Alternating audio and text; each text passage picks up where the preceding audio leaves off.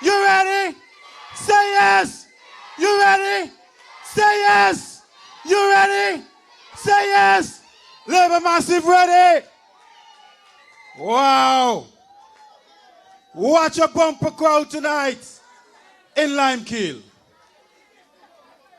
I bring the people greetings from the people's constituency of constituency number 7.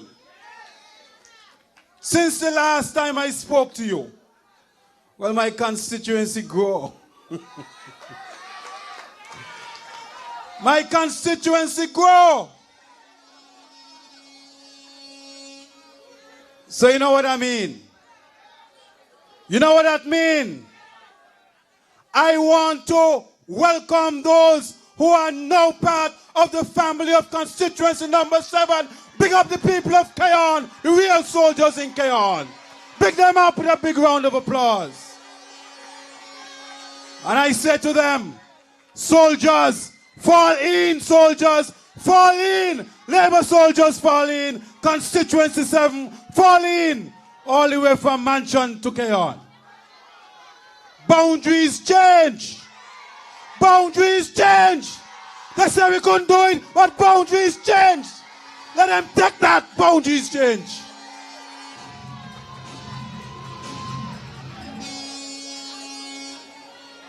And the crazy bald-head man can't catch himself.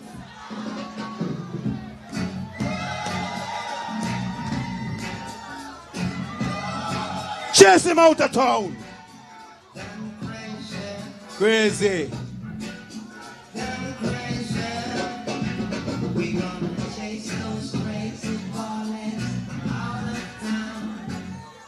We got him a circus clown. Circus clown. Going around telling people about how injunction. They want an injection about injunction. But how boundaries ain't changed. They're sleeping still. They ain't realize what's going on. Anyway. But we move on. Because as of now in constituency number 7, guess what? I am running unopposed. I don't know who I'm running against. They can't make up their mind. They say Hamilton fighting.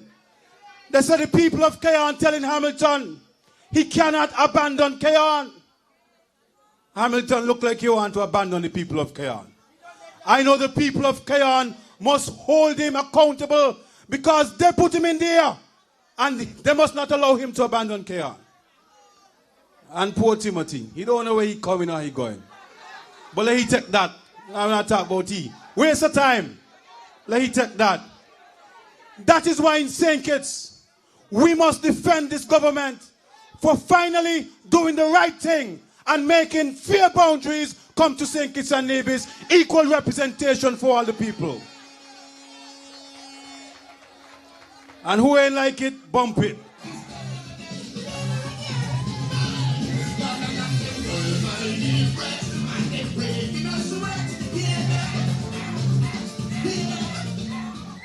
But comrades, Labour is about real progress.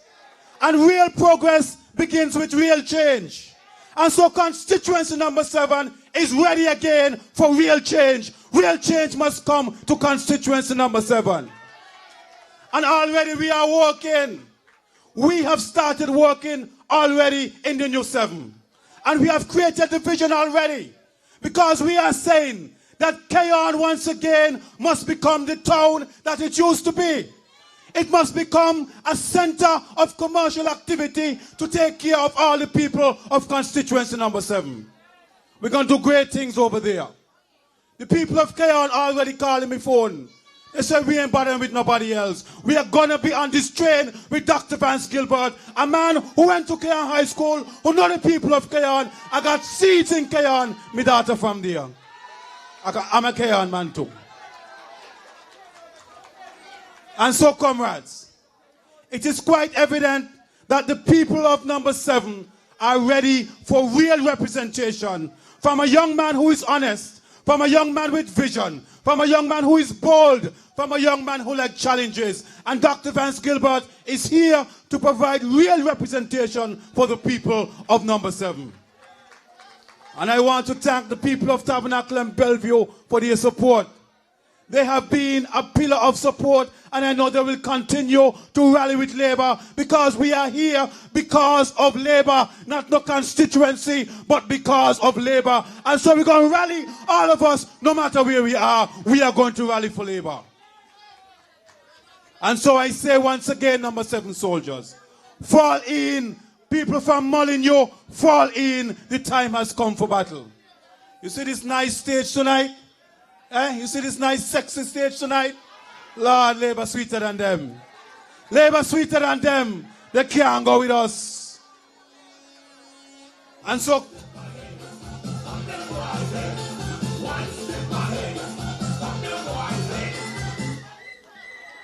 And so, comrades, even though they are trying to make this into some sort of confusion, and they are trying to make it into a controversy, we understand where the real battle is. The battle is coming. It will come on election day, when you go into that polling booth and you put your X for Labour. Not in the courthouse. Let them go in the courthouse and waste the time. So while they're in there, we're going to be working on the streets. I want all the soldiers on the streets, knocking on doors and getting the people out to vote on election day. Because we got to win. Labour don't win. But we got to make sure that we win on election day. And so, comrades, I'm calling on you once again to stand up with your candidates. People of number 3, we are here tonight to support the honorable to be. Here, he's already honorable. Konris Maynard. Big up Konris Maynard tonight. Because we know number 3 always was Labour and always will be Labour. The case done there. And so, comrades, I want to tell you that we are on the road to victory. There is no stopping us now. And so all the soldiers must fall in.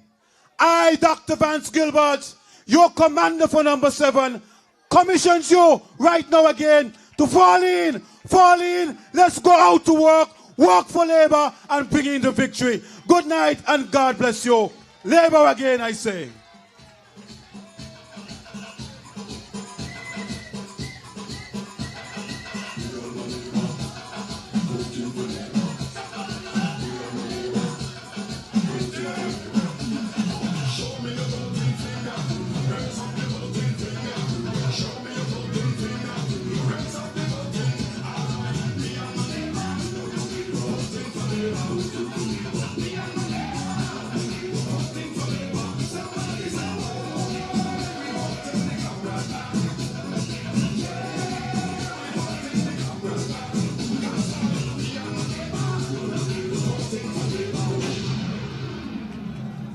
Thank you, Dr. Wilson.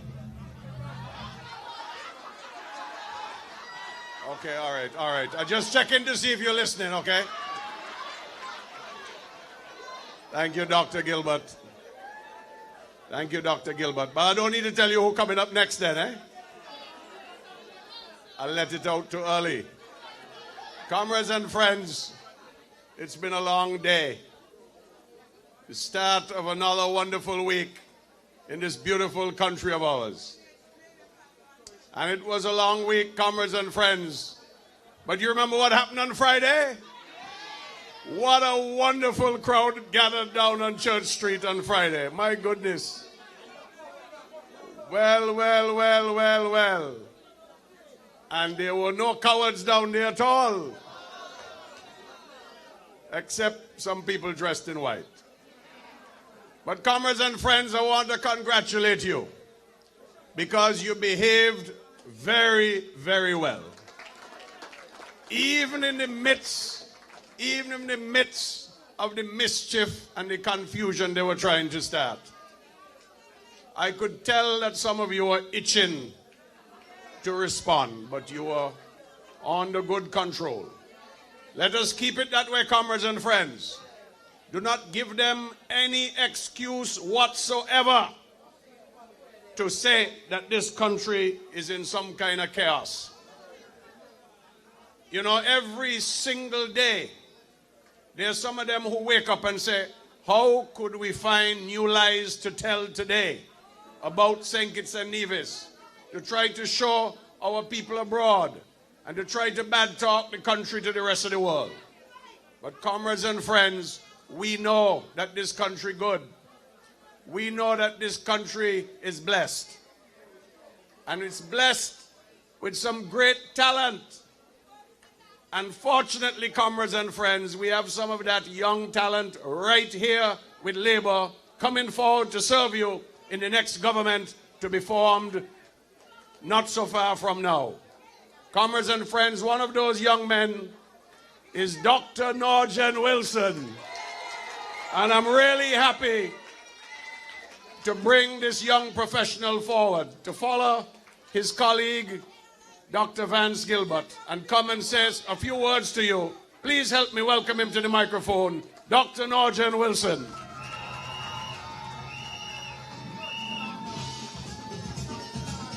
You must never make a sinking China. Well. What control in the place? Some people around here want me go out on a rampage. This does me to remember when I was a daughter, I should provoke my sister every day. Until one morning she said she had enough this time. She retaliated and still have this here today. All them people who fought in the Congress never went to sleep in and never went to know. They never went to sleep in and never went to know. Cause if you went to sleep in and never went to know, the sugar must be up the sugar side. When you feel it like that raw, feel it like that raw, feel it like that raw. Oh, number 3. Labour massive. Prime Minister tell me I must talk a little harder tonight. Labour massive. Good night, good night. I bring you greetings from constituency number 5.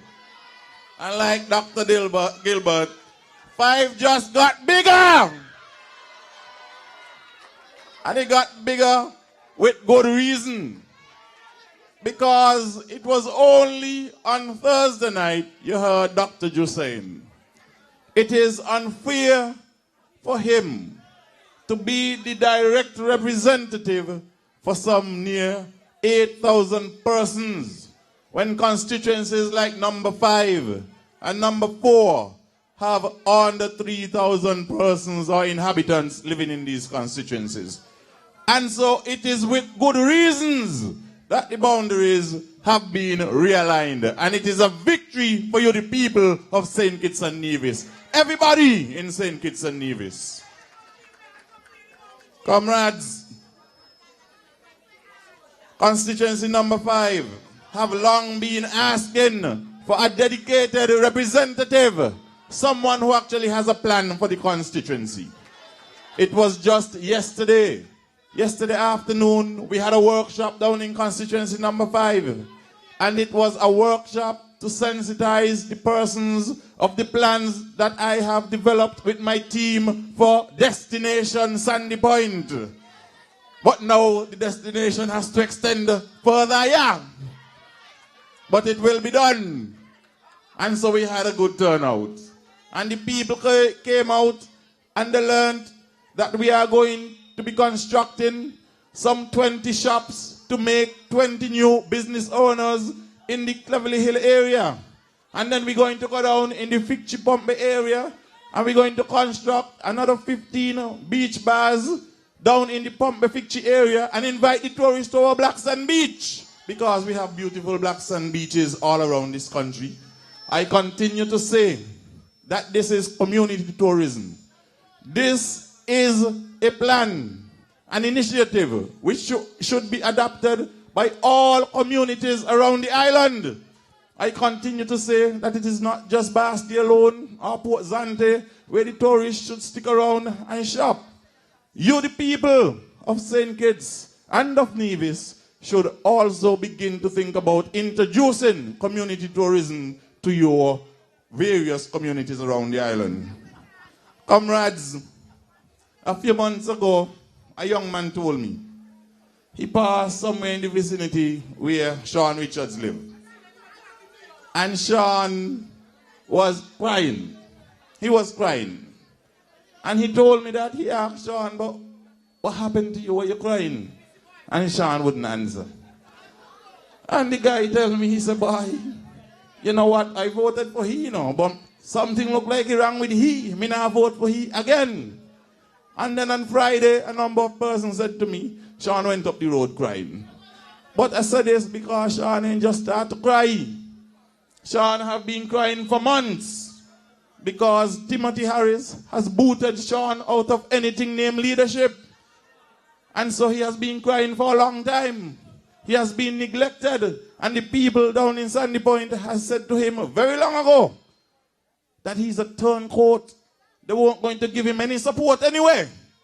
And so it has not just started with the balling. But you must ask them, what are they balling for? What are they balling for? And I urge you to go back and take a look in history. Because it was near 25 years or so ago when Pam called an emergency meeting, went into the parliament and changed the boundaries too. And I asked nobody nothing. And when they went up Nevis and they do it, it took them 45 minutes to change the boundaries in Nevis. And so, ain't nothing strange about what's happening now. There's nothing strange about what is happening. The Prime Minister ain't had to go through all of this because the Constitution gives him the authority to just go in and change them. But for the sake of fairness and transparency, he gave the opportunity to everybody to be a part of the process. And yet still they try to frustrate the process. But what do you think Labour be? Labour has controlled the popular vote in this country for so many years. Coming out of the last election, some 62% of the popular vote here in St. Kitts, we have always had the majority. It is only now that the Labour Party, the St. Kitts-Nevis Labour Party government is saying to the people. And you know the process started since in 2008 thereabout. We have been talking about boundaries. Man come as about they come at 11 to 1, 12 to 1 all kind of hour. And years now we're talking about boundaries. But they try to frustrate the process for so long. They think our Prime Minister is stupid now. They think he's stupid. Eh? But what happened to them? What happened to them? They get such a shock of their life, they couldn't believe it. You see some Randa in there, fumbling, round and round, chin back, round and round, chin back in there. Ain't know what to do. Eh? The only thing he ain't do is talk in French. Comrades, don't study them and don't let them try to fool you about no injunction. Eh? They're trying to create confusion and frustrate the process. But Labour, you must be strong. You must move forward. And you must let them know what was done was the correct thing to be done. And the boundaries are now fair. They have fear now because it has been some 25 years since we haven't had any significant change to the boundaries here in St. Kitts. And so, continue to move forward. Continue to support your Labour government. Continue to rally behind your Prime Minister, the best Prime Minister in the region and in the world. Don't let them cow you. And when you're called to battle, put on your battle gear and head straight into Basseterre like you did on Friday. Don't let them cow you. Come out and show support for your good Labour government. Come out and show support for fairness and justice to the realignment of the boundaries in this country. Thank you very much. Good evening.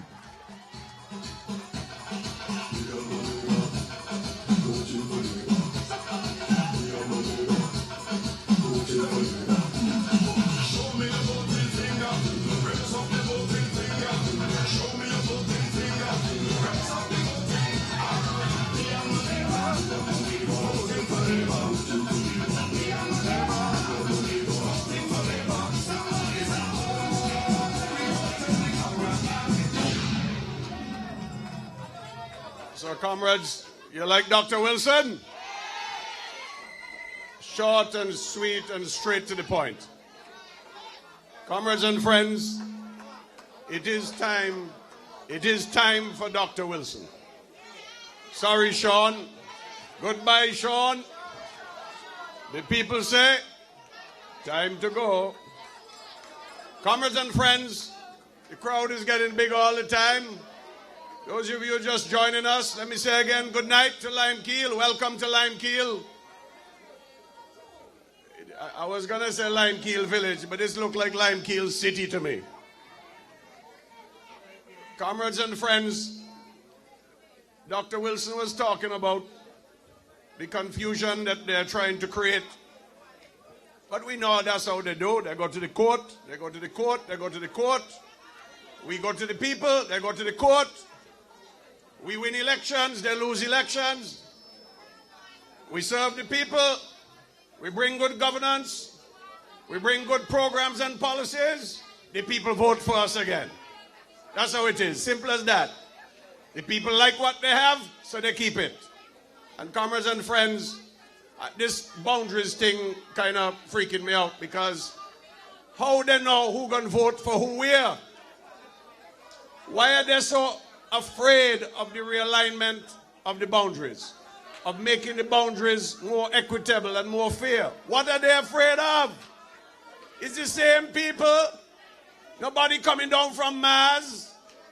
It's the same people gonna vote. The constituencies now will have a more fair and even system, so that no one candidate will represent twice as many people as another one. So comrades and friends, let not your heart be troubled. They have lawyers, we have lawyers. They have no voters, we have voters. Comrades and friends, I find the buzz getting a little bit, the buzz picking up, people getting in the spirit. I see a lady down in the crowd earlier tonight with a bell, you know. I hear a bell ringing down there, you know. I tell you so. I tell you so. When the bell starts showing up, you know that we're getting ready for the battle. But comrades and friends, we're going to have a real battle.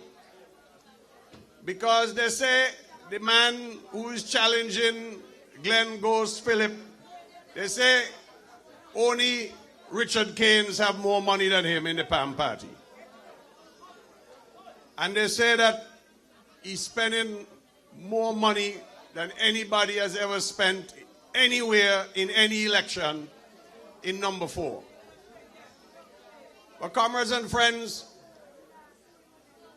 one of the things that got me a little bit tickled is when I heard him say that Glenn Philip has not been a good representative because he hasn't been seen by the people enough.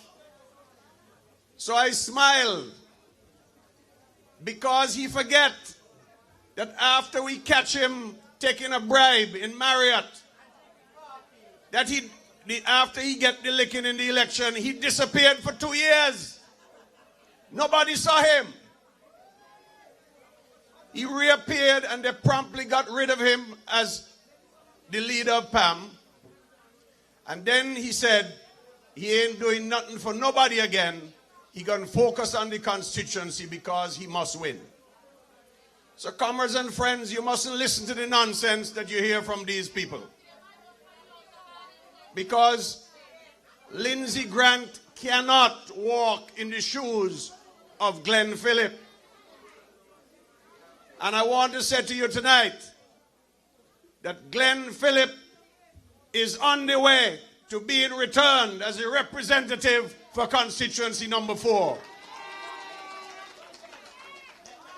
This is a man who has big ideas and has been delivering quietly to the people of his constituency and to the people of this country. They have tried to develop all kind of propaganda, planting all kind of negatives day in, day out about Glenn. But the people know. The people know why they like him. Because Glenn works quietly in the background to get things done. That is why the laptop program began and has been so successful.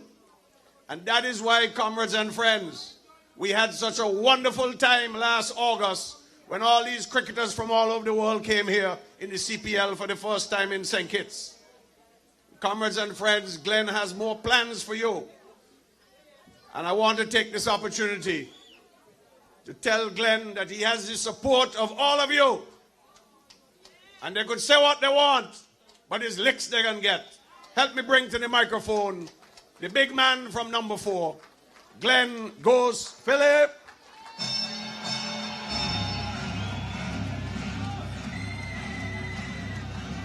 Ladies and gentlemen, welcome to the main event.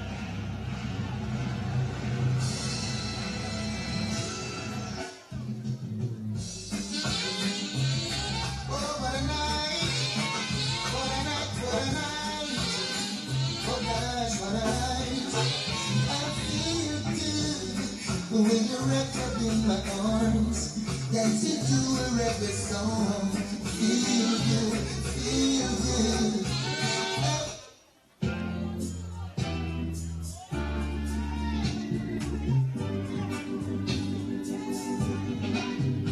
I'm not tired, I see your face. Can't get me out of the race. Oh man, you said I'm in your place. And then you try back down. Comrades! Comrades! Comrades! I bring greetings from constituency number 4.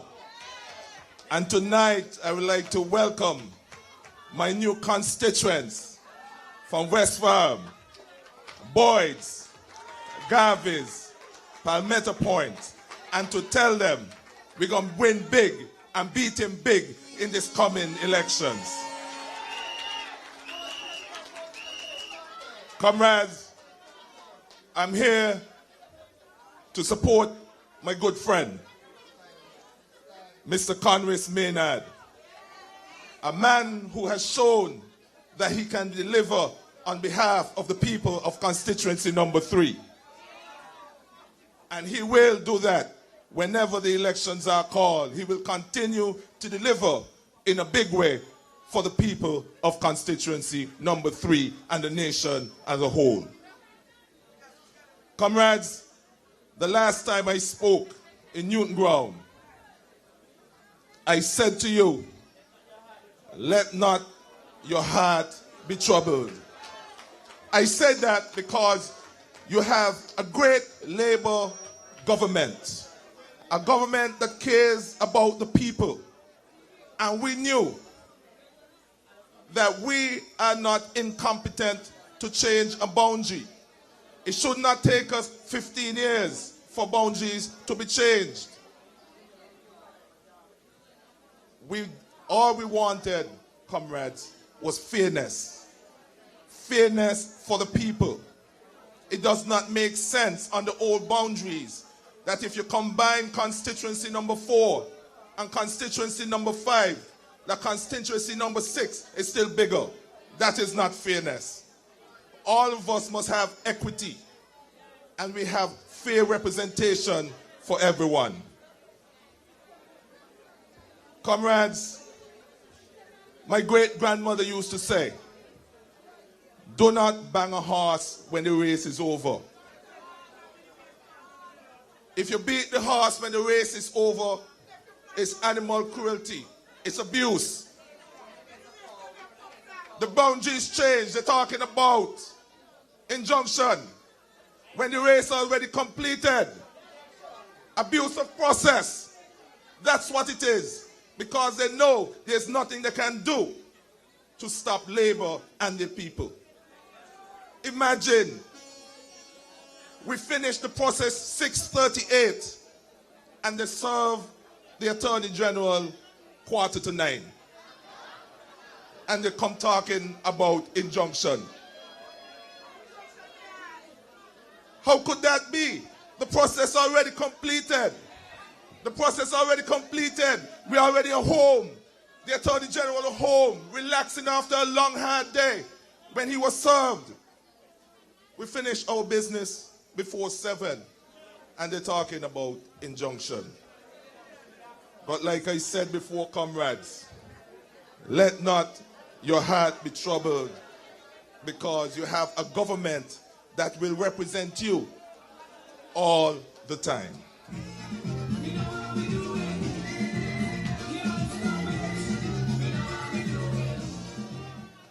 But comrades, even Sam Condon made the point for us on Friday.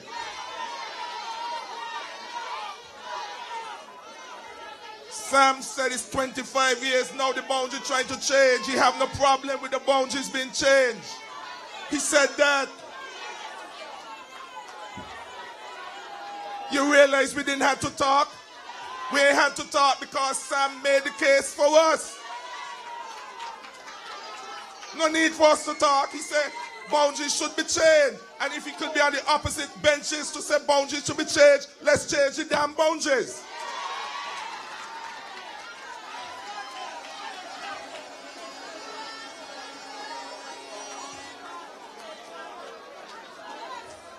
Comrades, don't be fooled. Comrades, do not be fooled. Comrades, listen to me, do not be fooled. Because they are already campaigning on the new boundaries. Do not let them sneak nothing on you. They're already campaigning on the new boundaries and then talking about injunction. They want to speak out their two sides of their mouth. Be careful. Let's rally. Let's win big. Let's win big for Labour. Let's win big for this country. Good night and God bless you.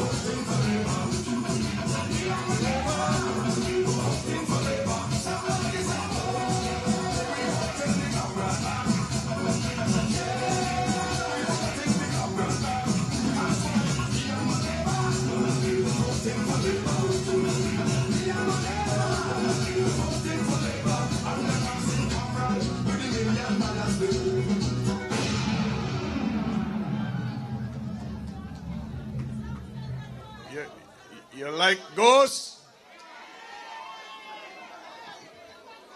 You know,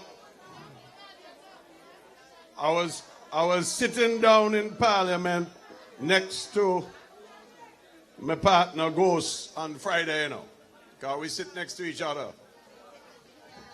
And when your former representative was talking, your almost former representative was talking, Ghost reached over to me and he said, "Boy, Ricky, I think he forget that he on the opposition benches, you know."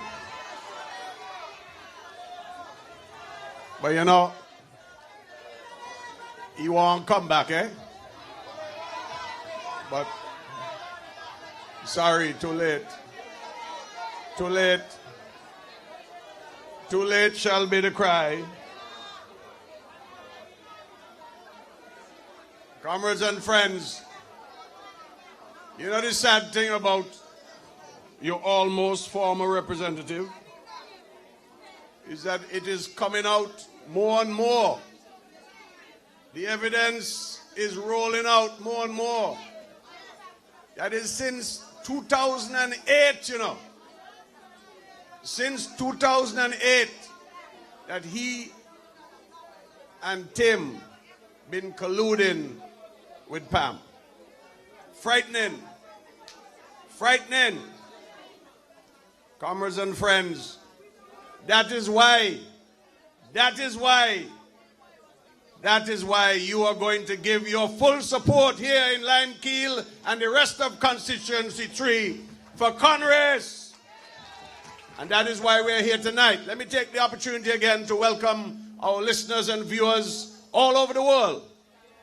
Remember that St. Kitts and Nevis is an international country. We have achieved great things. In spite of all the efforts to mash up this country and to give the impression to the world that the country is in chaos, because they say they have 6 elected people. Well, comrades and friends, this country has continued to achieve great things. And we're achieving great things because we have hard-working government led by the hardest working Prime Minister in the Caribbean, Dr. Denzil Douglas. And they have a young man on this stage, you know, who is one of the hardest working young men in this country as well. Some people say they remind him of Dr. Douglas. And he's a doctor. And they say he done win. Because you know Dougie done win too, eh? But comrades and friends, we do not take your vote for granted. And Dr. Drew will never take the votes of St. Peter's for granted. Help me to bring to the microphone your next speaker, Dr. Terrence Drew.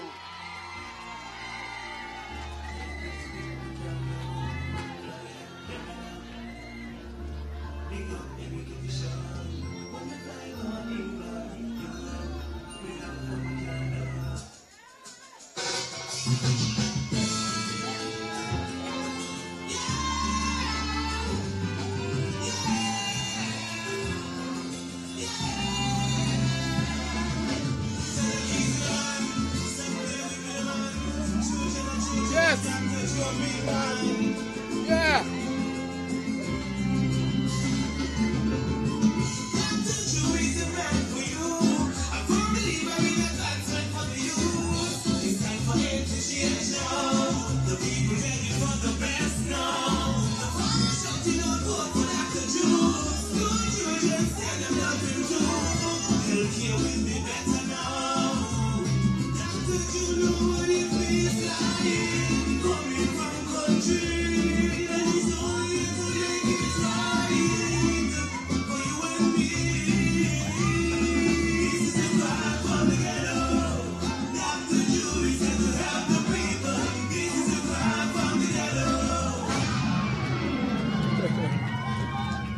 Comrades, how you feeling tonight? You ready and ready? You ready and ready? You ready? They can't go with us. They can't stop us. 2 years ago, I gave you a story, almost 2 years ago. And I told you that within the great labor tree, there were 2 branches. And I told you that those 2 branches would drop and they would wither. And what took place on Friday confirmed that they will never, ever come back again. We must always remember that bad-mindedness, those who backstab, those who are treacherous, would never be rewarded in this lifetime, because we know that ungratefulness is worse than witchcraft. And gratefulness is worse than witchcraft. We know that already.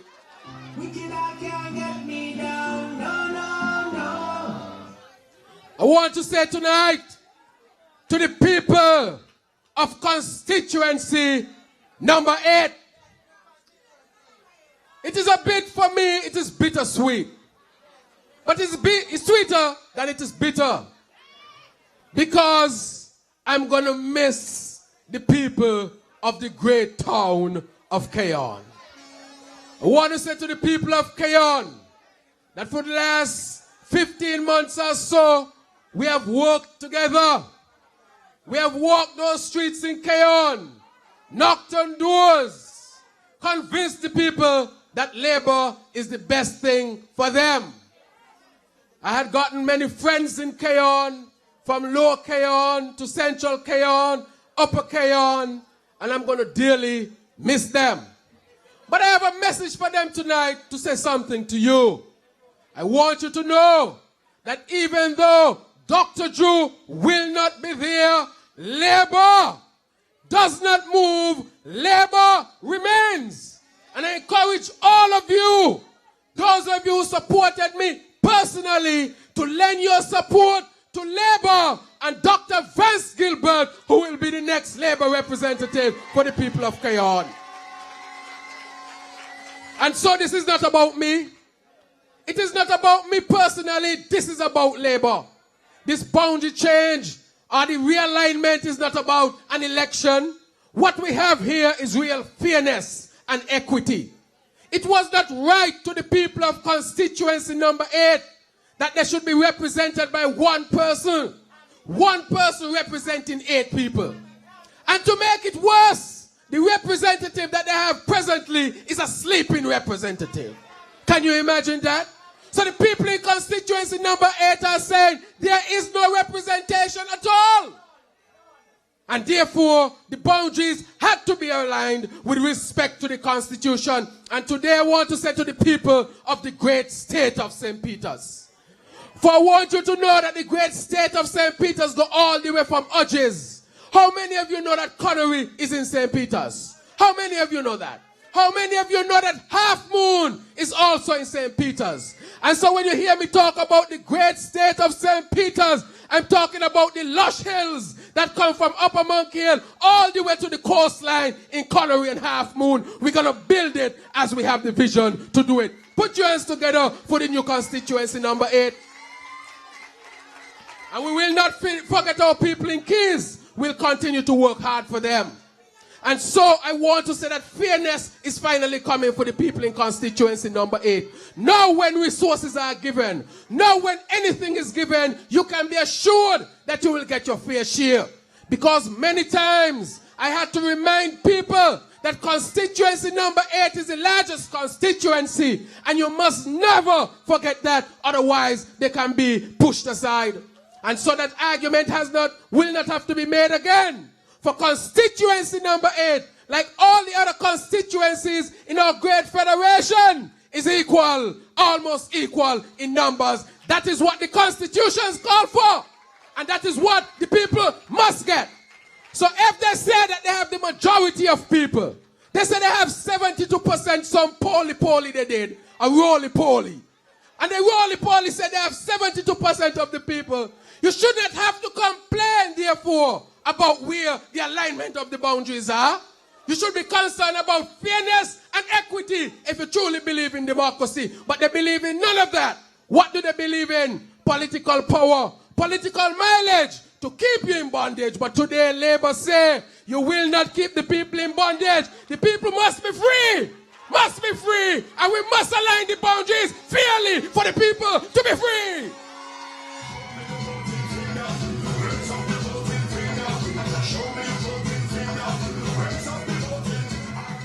And so now, we're going to represent the people in constituency number 8. We're going to take it to another level. Because the representative we have, we call him Sleepy. He's a sleepy man. Sleepy Hammy. We have to name him as he is. The people in constituency number 8 say, we now see him tall. Just now they say elections coming up, we just start to see the man. In the number 8, there isn't one office that is open.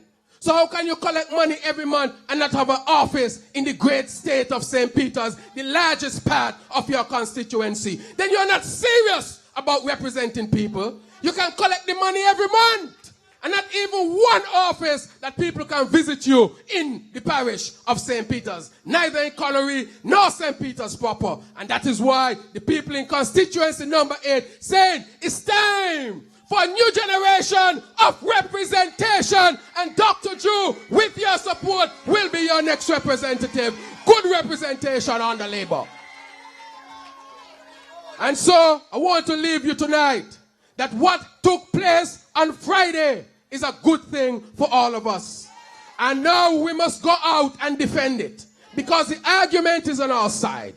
Moral issue is on our side. The ethical thing, if you want to go so far, is on our side. Everything that is right in our side, and when right is on your side, you will always be right and you'll always be victorious. And so to the people in the new constituency number 8, you know my vision of creating a health center in Connery, continued development in St. Peter's, new roads being built, because the idea is to create what I call a great state of St. Peter's. And so you will enjoy good representation. And so from tonight onwards, I want you to stand firm and defend your government, defend your constitution, defend your future, and know what was done on Friday is in your best interest, the people's interest, the constitutional interest, and we'll all be victorious. So in next elections, I want all of you to do me one thing. Show me your voting finger.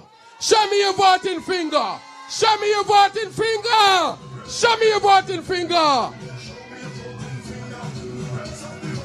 Let them know that Labour is for yesterday, today, and forever, because we stand with the right side of history. Good night, and God bless every single one of you.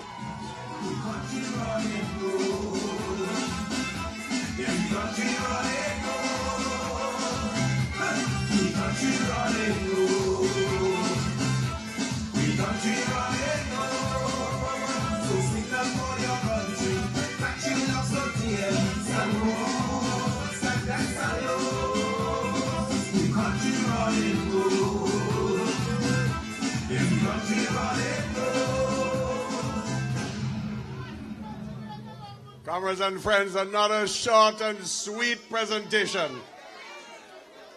You know, Dr. Drew always lights up the crowd. The people of Keon sorry that they're leaving him, but they're happy that his Vance they're getting. Comrades and friends, you know, this crowd really looking sweet tonight. You know, Thursday night we had a little thing down in Newton Ground. And it was only supposed to be a little thing. We were just opening a constituency office. It was just a little rally. And next thing you know, the place full out. Where it looked like this crowd kind of gone a little bit beyond Newton Ground tonight. And look, I believe that Thursday night, over in Ponds Pasture, up there by the Tucker Clark School, the crowd gonna be even bigger. What do you think? So that's my way to let you know, comrades and friends, that I expect to see you in Newtown. Up Ponds Pasture, Thursday night. And there's a little town hall meeting this Tuesday night. I can get the venue straight before the night done. But I believe we're going up by Dr. Drew, but I ain't saying it yet. But I just kind of hear the whisper. You know, in St. Kitts, we don't whisper a lot of things, you know. It ain't everything people that whisper to be true, you know. But you make sure that you spread the true message. You make sure that you tell the people the truth. That Labour stronger than them. Labour better than them. And Labour is for real progress. Comrades and friends, one of the most progressive people I know is a lady that I've had the privilege to know for most of my life. She's a royal lady. And I have the wonderful opportunity to sit next to her in the cabinet room. I'd whisper in she ear all the time. I'd whisper so the other fellas can't hear though. I ain't want them getting under my chats. But I tell you something. This is a serious woman. A loving and kind, warm-hearted servant of the people. Never stops working for her people. But tonight there's a young man who's going to come up and tell you what he knows about her.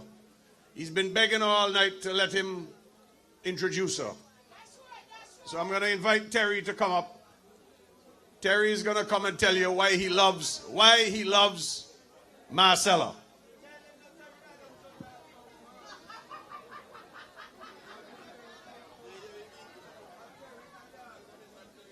Comrades, You ready? Let me see your voting finger like so right now. Somebody look like I'm sleeping. I said, you ready? Put your voting finger up select right now. Come on.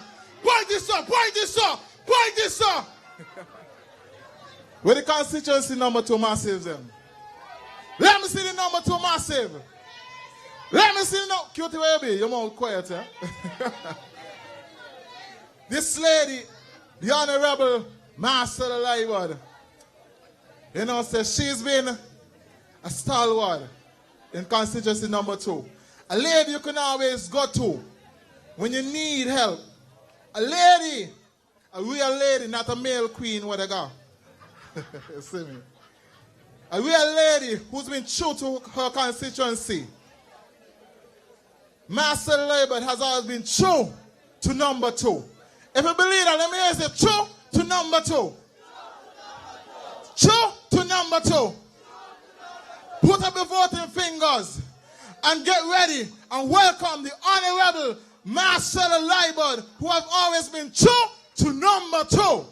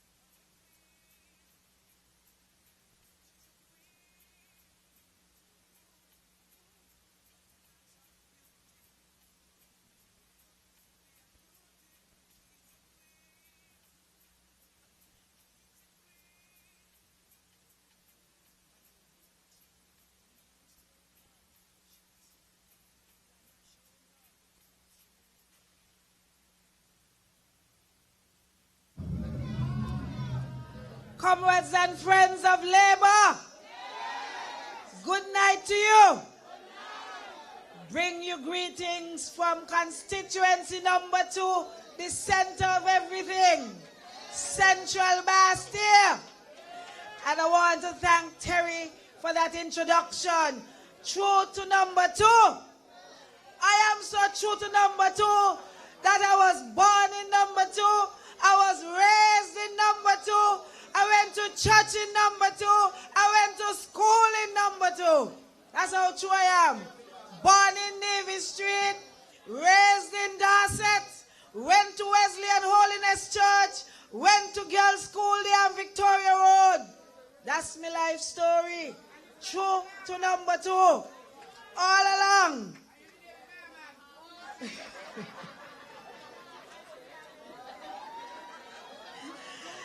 Comrades, they're in a bad way. They're in a bad way. So they're panicking. No election that I know of, no matter how bad our PAM is, they can't find a candidate for number 6. Even last minute, they will find somebody to put in down there number 6. But imagine, the house done dissolved and they can't find a candidate for number 6 yet, and there's unity. When there was PAM, that was better. Because when PAM was there, they couldn't find a candidate, no matter. Now there's unity, they can't find a candidate. They're in a real bad way. So they're panicking. PAM said they're celebrating 50 years, but you can't even hear them. 50, you know? 50 years, and they're laying somebody with a party called Plup or something. For 1 year, they said they're there. 1 year controlling 50 years. That could make any sense? It only goes to show you how weak Pam has come. Pam is so weak under the leadership of Sean Richards, which is no leadership at all. The weakest there's ever been. And they say they're there for 50 years. Comrades, you have seen and heard the rest. So now you have come to the very best. That is labor. You heard them, you were a little confused, you were unsure. At one point you even questioned, and that is good. So with time, you now see the deception from the real deal. And so you have heard them and you have seen them, but you have chosen the best. That is why St. Kitts-Nevis is number 1. Because you have the best leadership, not only in St. Kitts-Nevis, but in the entire region. Nobody could compete with us right now because of our leadership. So you always got to stick with what is good. Stick with what is good. Because under the St. Kitts-Nevis Labour Party and the Honorable Dr. Denzil Douglas as our leader, St. Kitts-Nevis is number 1. You can't do better than that. But what happened on Friday, I want you to know, was a victory for fairness. It was a victory for what is equitable. It was a victory for what is right. And I want to remind you that PAM changed boundaries twice in this country. They changed boundaries in 1984. They changed boundaries in 1989. And in 1984, it was widespread, sweeping changes. They even increased the constituency in terms of numbers. Those of you who are too young to recall, that back then, we had 7 seats in St. Kitts and 2 in Nevis. And all in one fell swoop, they had a constituency to St. Kitts to make it 8. And a constituency to Nevis to make it 3. That's how we have 11 today. Because of boundary changes in 1984. They not only increased the number of constituencies.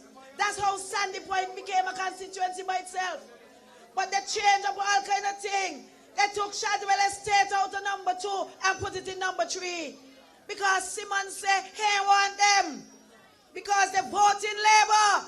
So hey, want these people from Shadwell Estate. They had already given up on 3 because they're not fighting in number 3. So they say, okay, put them in number 3. But take them out of number 2. They do all kind of things. And guess what? In 1 day.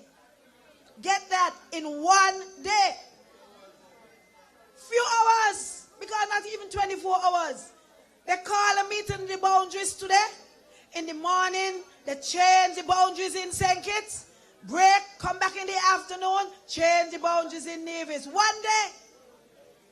And I didn't hear anybody talking about, look at the haste. Look how they're rushing. 1 day and they're rushing.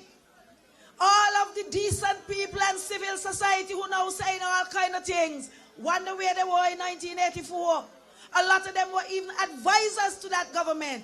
And they sat and said nothing while the boundaries were changing 1 day. I am a member of the Boundaries Commission. And I've sat with 2 reports now. The first report that I sat on, it took the commission 12 months before the report came up. 12 months. As opposed to 1 day. 12 months, which is a whole year. And you know what happened? It went to court. The court said that there was no gerrymandering. The court said that the chairman was unbiased. The chairman was fair. They make noise about the census report. The court said the census report is a good report to use. The court said we didn't have to consult. We did not have to consult. But we consult being who we are, fair people. And then the court turned and said, well, you ain't consult enough. And so they strike down the report for that. We went back again to get another report, which is the report from Friday. 6 months. 6 months with several meetings we have met to get that report from Friday. And Pam changed boundaries in 1 day.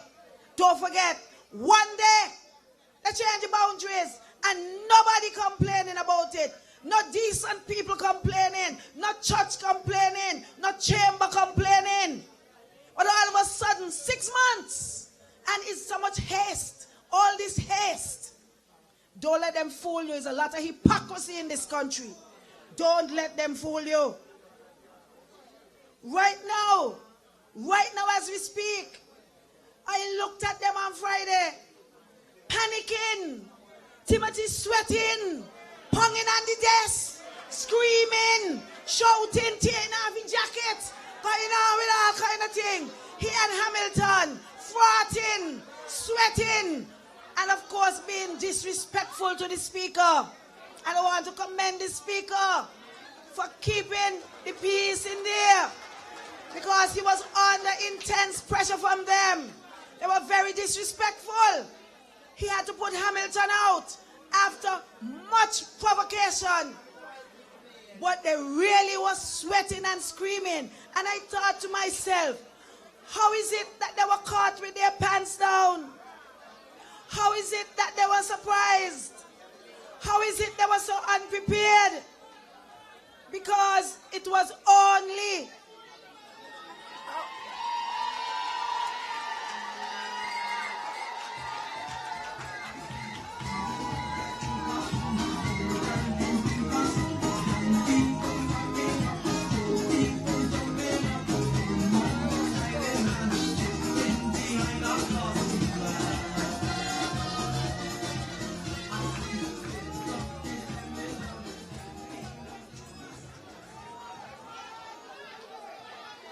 welcome the boss. Welcome the boss.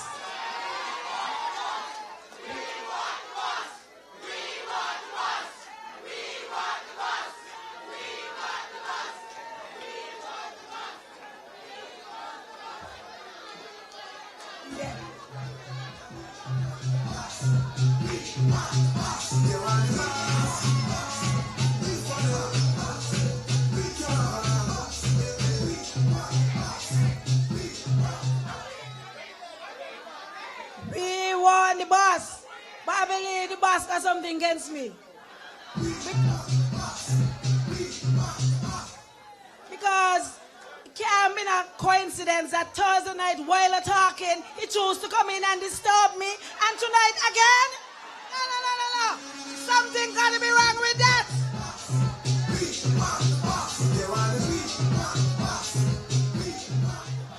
But allow the boss.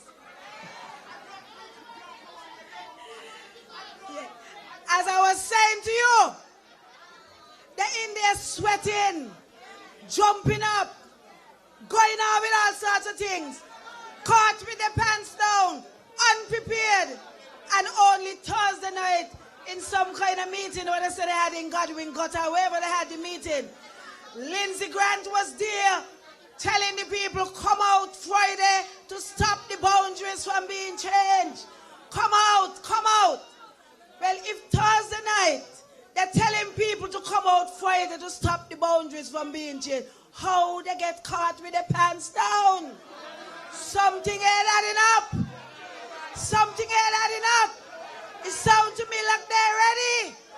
It sounds to me like they're ready because these people have spoken about boundaries much more than us. They had town halls throughout the whole country on boundaries. They went town halls in America about boundaries.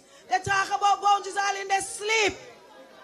And yet, they get caught with their pants down.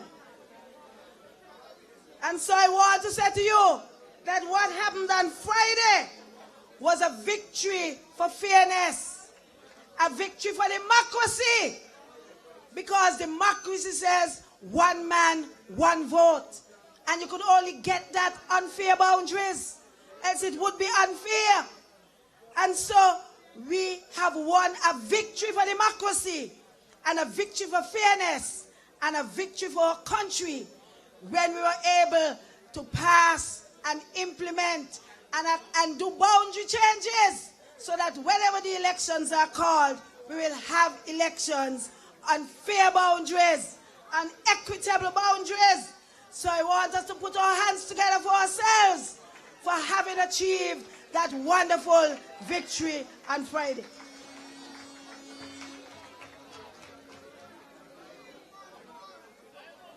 I don't know if you recall that after the 2004 elections, we gathered outside Massey's house, and Sam Kondo went up and made a speech.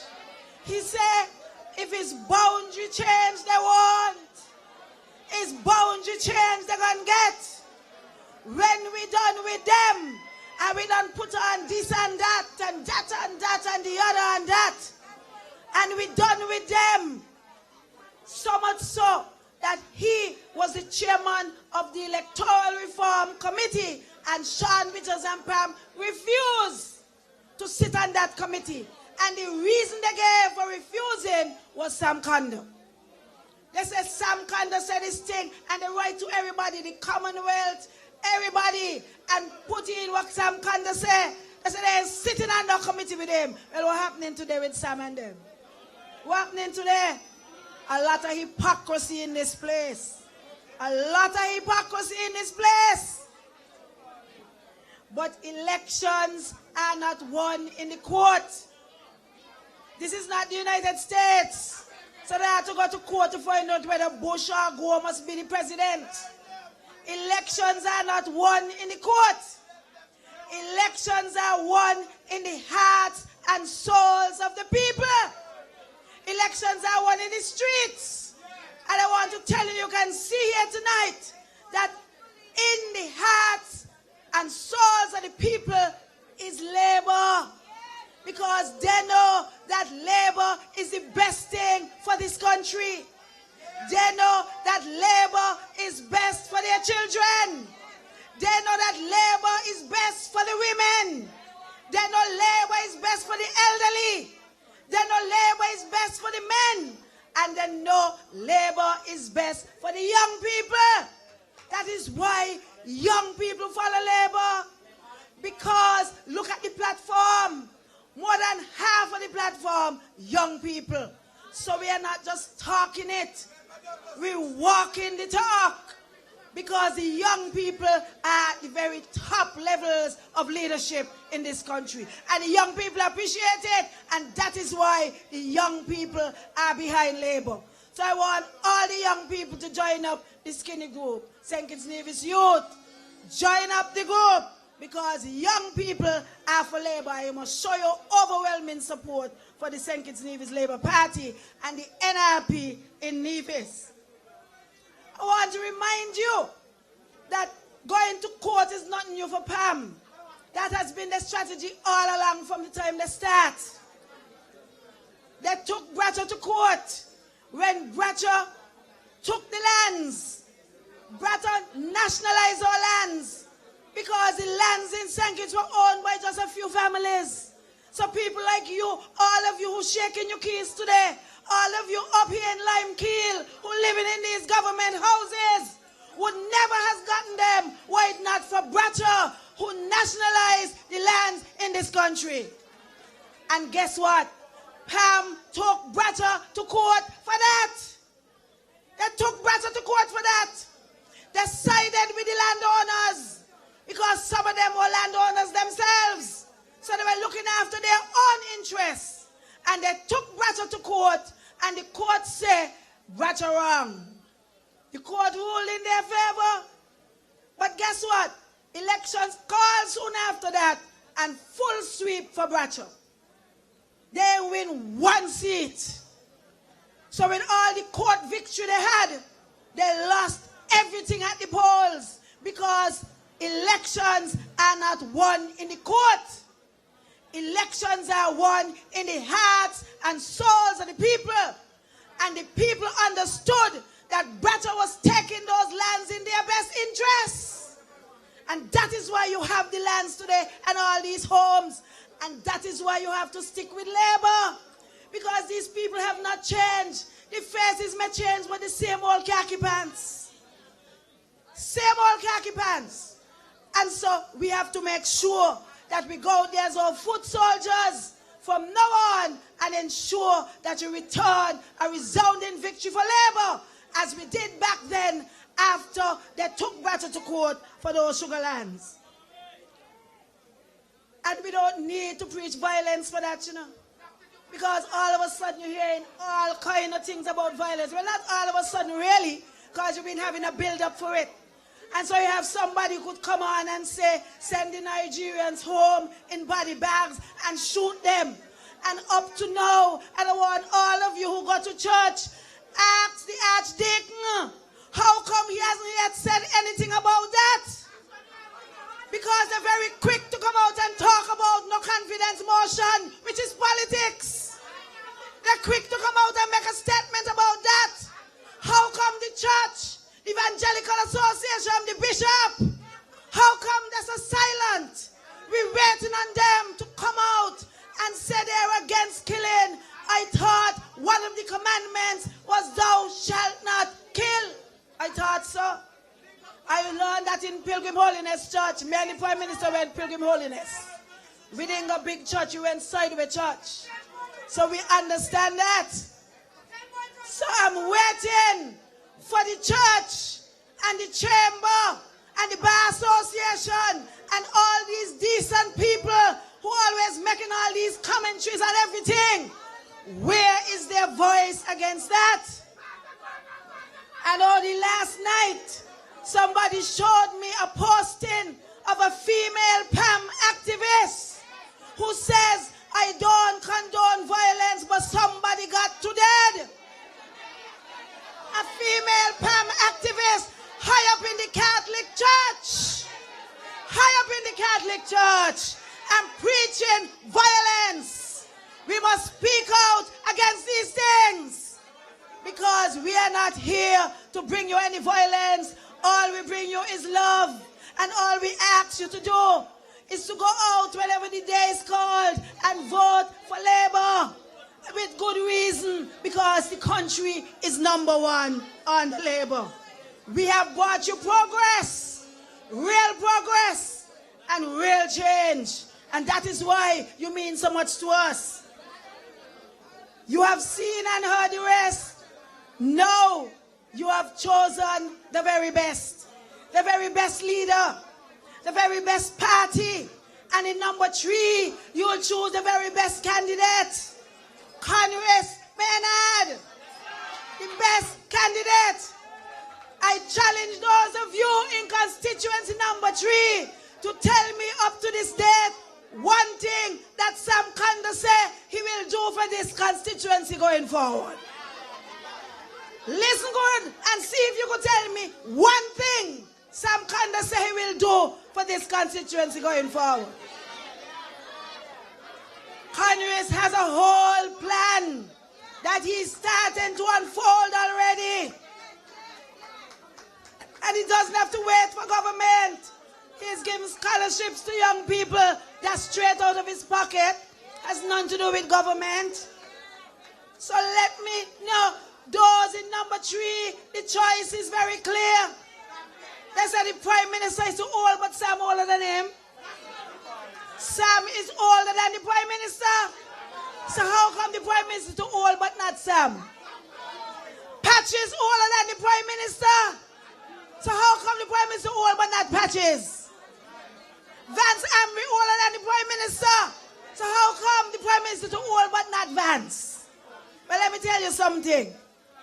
If you had some serious health problem and they say you don't go to a doctor, and you have a doctor who have done that surgery for over 20 years, and you have one who just come out of school, which one you choose? Which one you choose? Well, why is it any different in politics? Remember, you cannot mess and play with the lives of your children. You have to make sure you have the experience and the strategy and the know-how as to how to make a way to ensure that your children get the very best opportunities. Only Douglas could do that at this time. And the evidence is very clear. Very, very clear. And so, We call on you. We call on you to vote for Labour. And I want to leave you with this. These people, as I said earlier, have made the court part of their strategy. Because they think the court could make them win for some reason or other. So they even abuse the court. Take Sam Kanda. He went to the court, say he looking at an injunction to go injunction in style. He looking at an injunction to stop Val Morris from going in his own property. He looking at an injunction, went to court with it. Normally, if you carry a matter to court for an injunction, it means that you have a substantive case. The injunction is only an interim measure. So you have a substantive case. Well, the court heard the injunction. The court didn't grant the injunction. And up to today, Sam has not brought a case. Up to today. When you see him, ask him, Sam, what about the case with Val Morris? He said Val Morris owed him $128,000. He went on the E and said that, but he wants the money again. He wants it again. That is how they abuse the court. An abuse of the court system. But as I said to you, elections are not won in the court. Elections are won on the street and in the hearts and souls of the people. And I could tell you that it is Labour who is in the hearts and souls of men, every man, woman, and child in this country. So whenever the time comes, show me your voting finger. Show me your voting finger. And whenever the time comes, make sure you put your X for the hand. The only symbol that matters. They got all kind of excuse for all kind of mix-up symbol where they got. One of them even got a saw. And you know why they got a sign? Because the only one destroy. But keep voting for your caring hand. The caring hand of Labour. Whenever the elections are called. Thank you. Good night. Love you.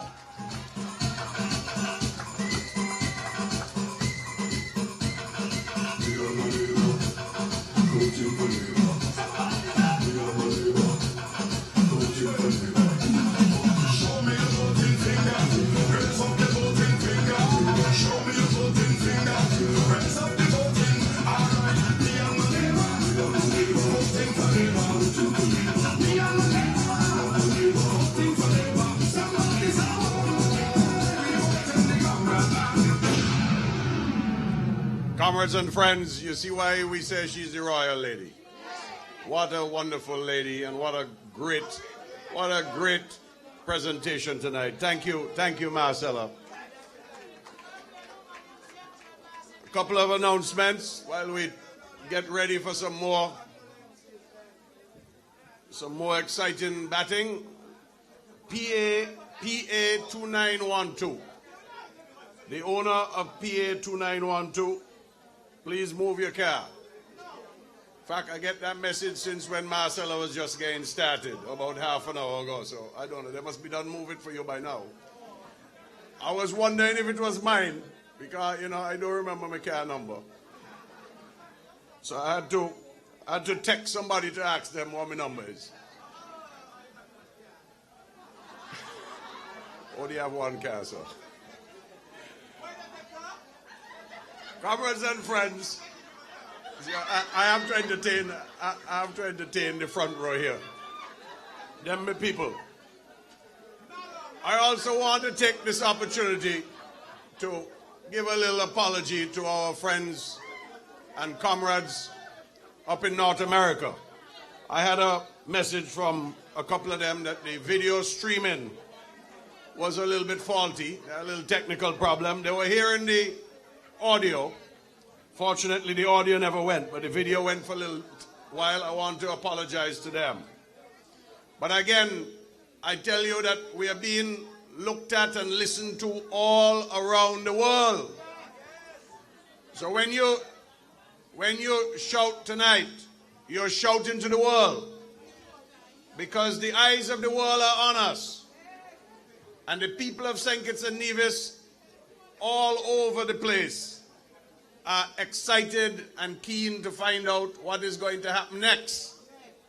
And it won't be long I want to invite you on behalf of Dr. Earl Asim Martin, our great deputy, to come up to Ponds Pasture on Thursday night. We're going to be at Ponds Pasture just close to the school up there.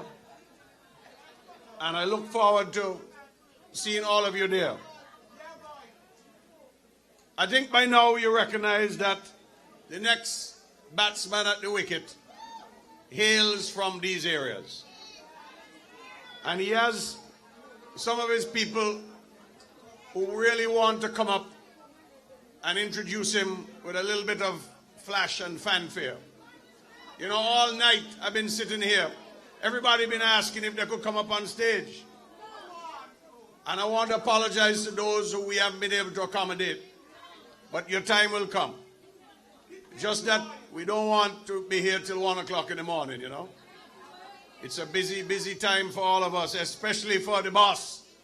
And by the way, let's say welcome again to the boss who came while Marcella was speaking. Good night, the boss.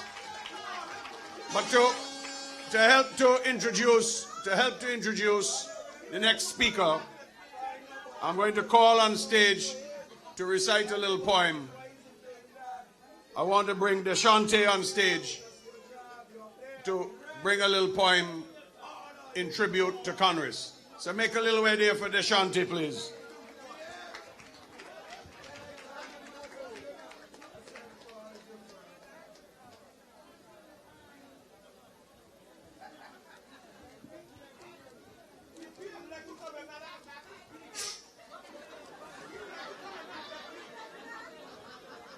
Good night.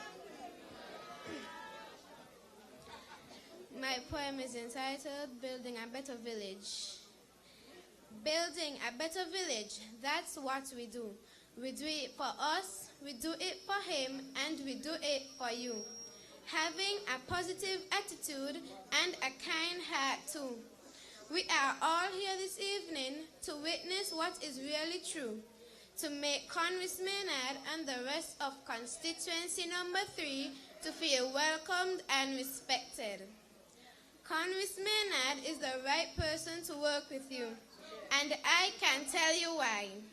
For example, he has put lights on the Patsy Ellis playfield, so now our footballers can play their matches in the night. Then he brought back the one and only Village Arama. And one of the events that took place in Village Arama is the Lime Kiln cleanup, where he put steps so we could walk down safely. And after we were finished, we had a beautiful bonfire. And last but not least, earlier back in December, just a few days before Christmas, he made it his business to brighten up the night with the beautifully decorated Christmas trees throughout our constituency. And he did not do it for popularity, but he did it out of a kind and loving heart.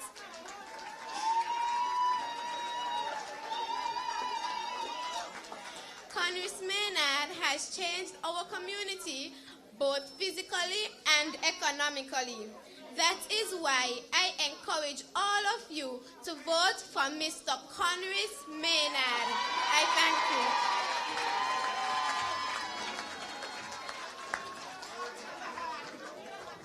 That was Deshante. Let me hear it again for that young lady. What a brave, bright young lady. And now another lady is going to come on stage. Aitisha, to endorse Konris before he comes to address you. Aitisha. The ladies are for Konris, obviously, right?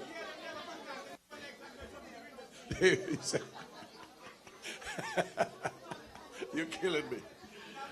Okay. Beautiful voice of Aitisha.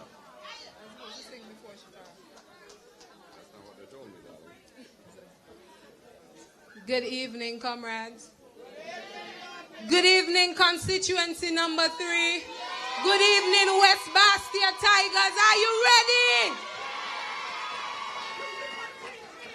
Last meeting, I heard Dr. Martin say, the up and down in tongue walking in court, you know, trying to pretend. When I see them, tell them, how them are walking big man shoes, how them are talking big man clothes, but a fraud they be. Not one of them could be Dougie. How them a talk like them a big man, like them so care about we island, but a fraud they be. We vote in Labour NRP. Tell them don't forget, you know. This is all I want I do for me. When I sing, I want I say yes. We voting, Konris say. We voting, Konris say. We voting, Konris say. Vote Konris Maynard. Number 3, I see you needed a leader. I know you fed up of the king spinner. We want a man who could think like Bracha, but who's deeply rooted in labor. I heard he's unstoppable. Well, it's true. A man who will always work for you. So I took the time out to analyze. Konris is the only choice. We voting, Konris say. We voting, Konris say. We voting, Konris say. Vote Konris Maynard. Addicted to the party, cause progress never done. Addicted to this legacy because we move as one. Addicted to the party, Labour NRP. I'm a Labour junkie, yeah, yeah. Addicted to me leader, the 10 man in one. We ready for election. Team unity could come. No need for no attorney. Tell Jason I am guilty. I'm a Labour junkie, yeah, yeah. And everybody go junk, junk, junk, junk, junk, a ting, ting, ting, tang, da. Labour junkie, vote Konris Maynard.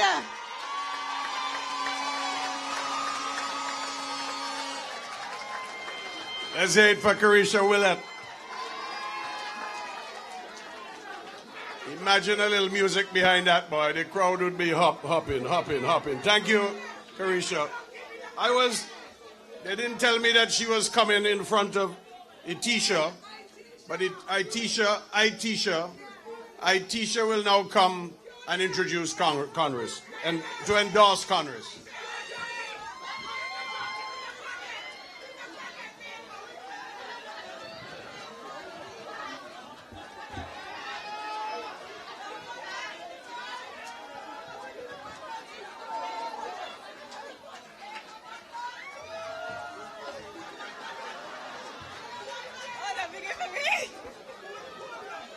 Okay.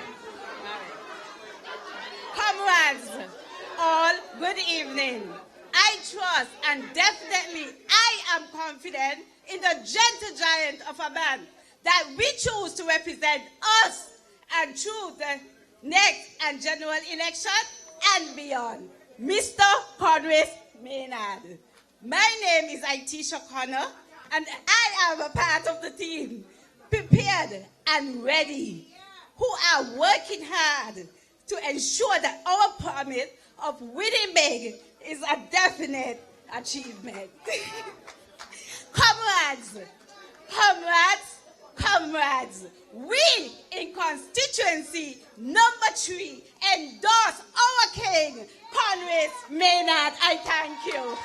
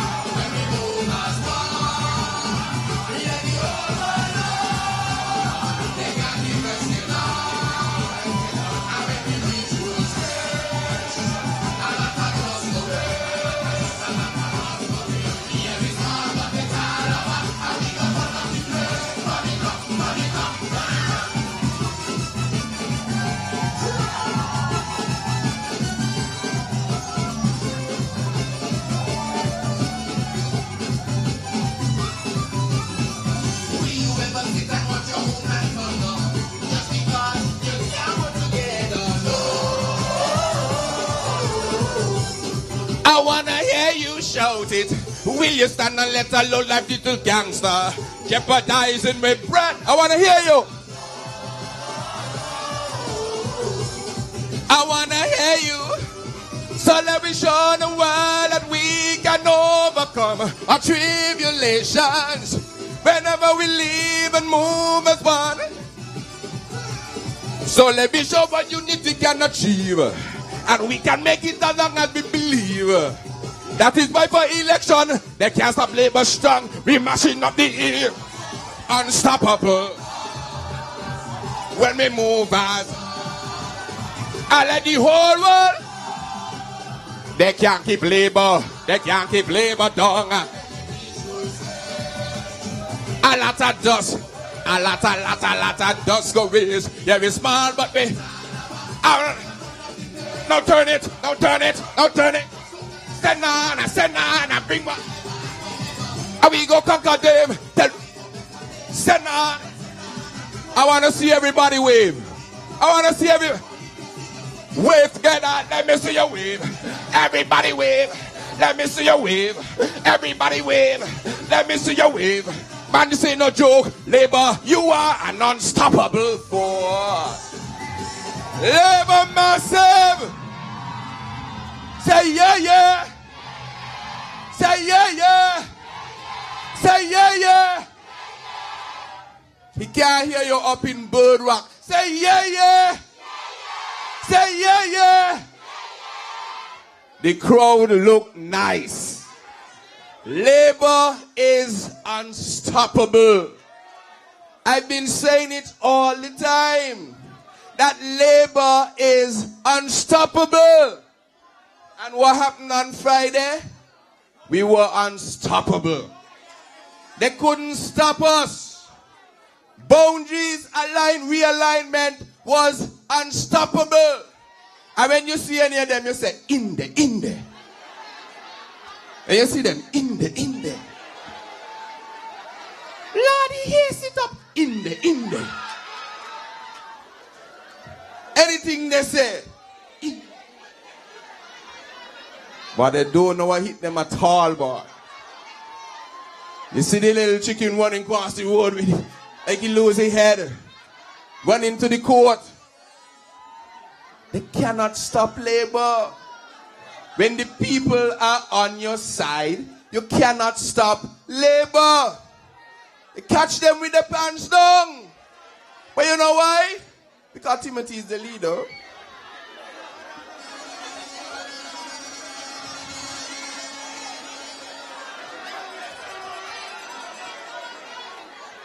What do you expect?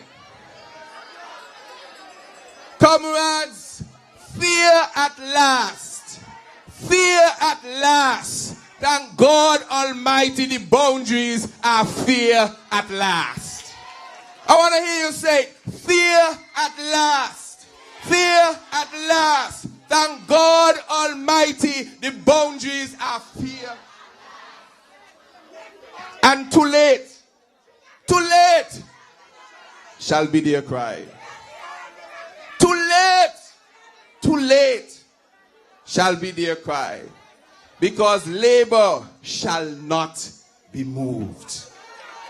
We shall not be moved.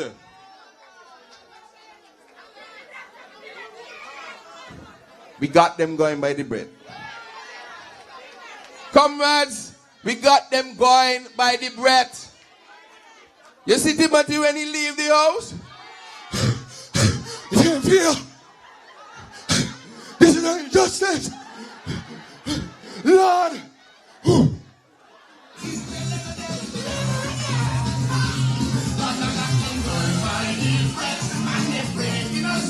Hear them.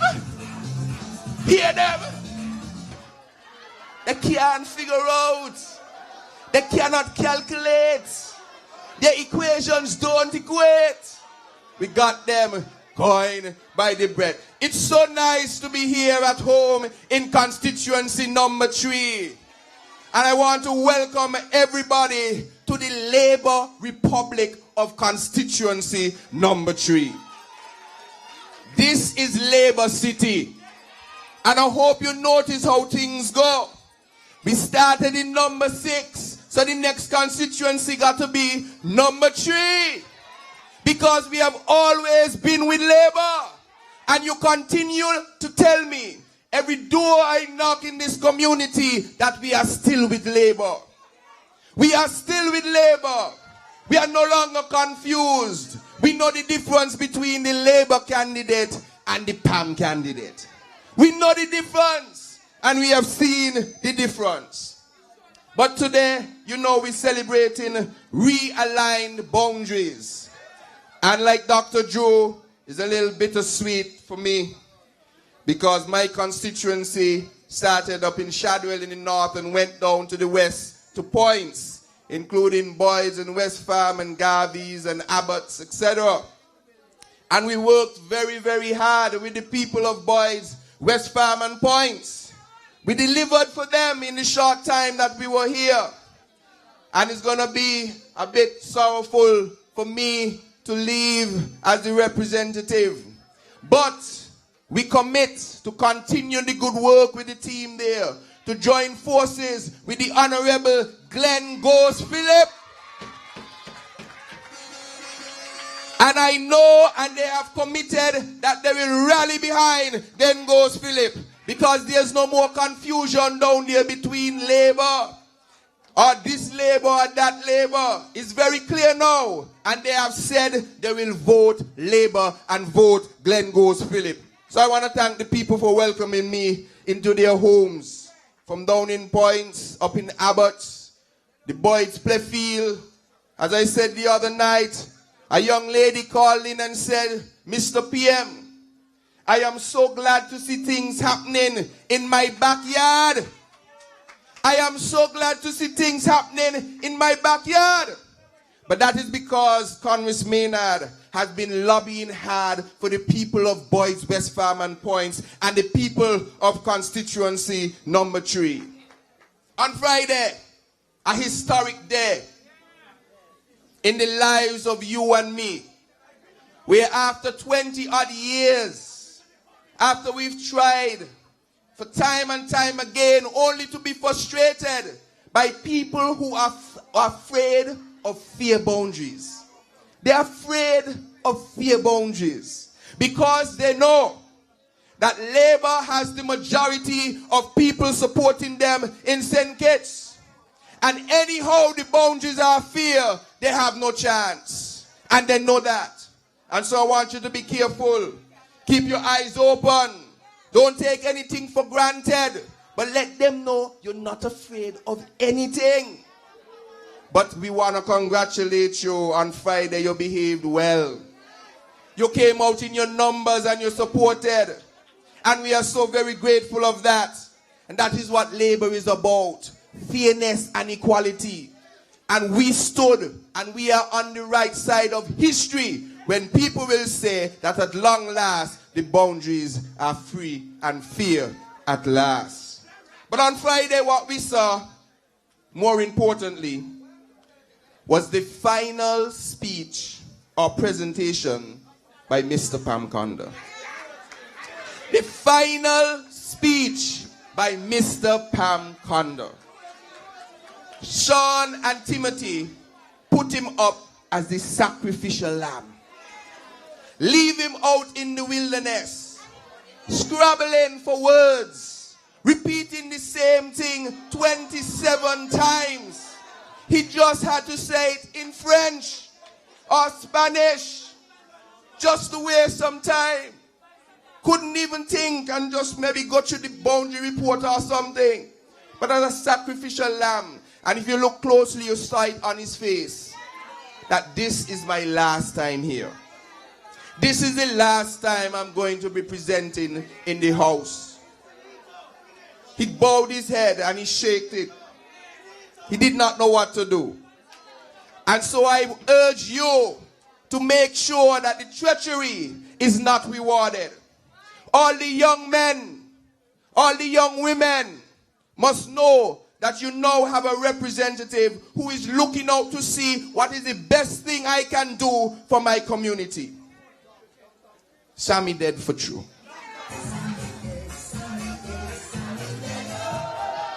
Sammy dead for true.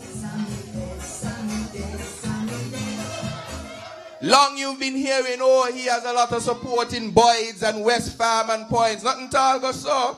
But he thought he had a lot of support down there. But what happened now? Sammy dead for true.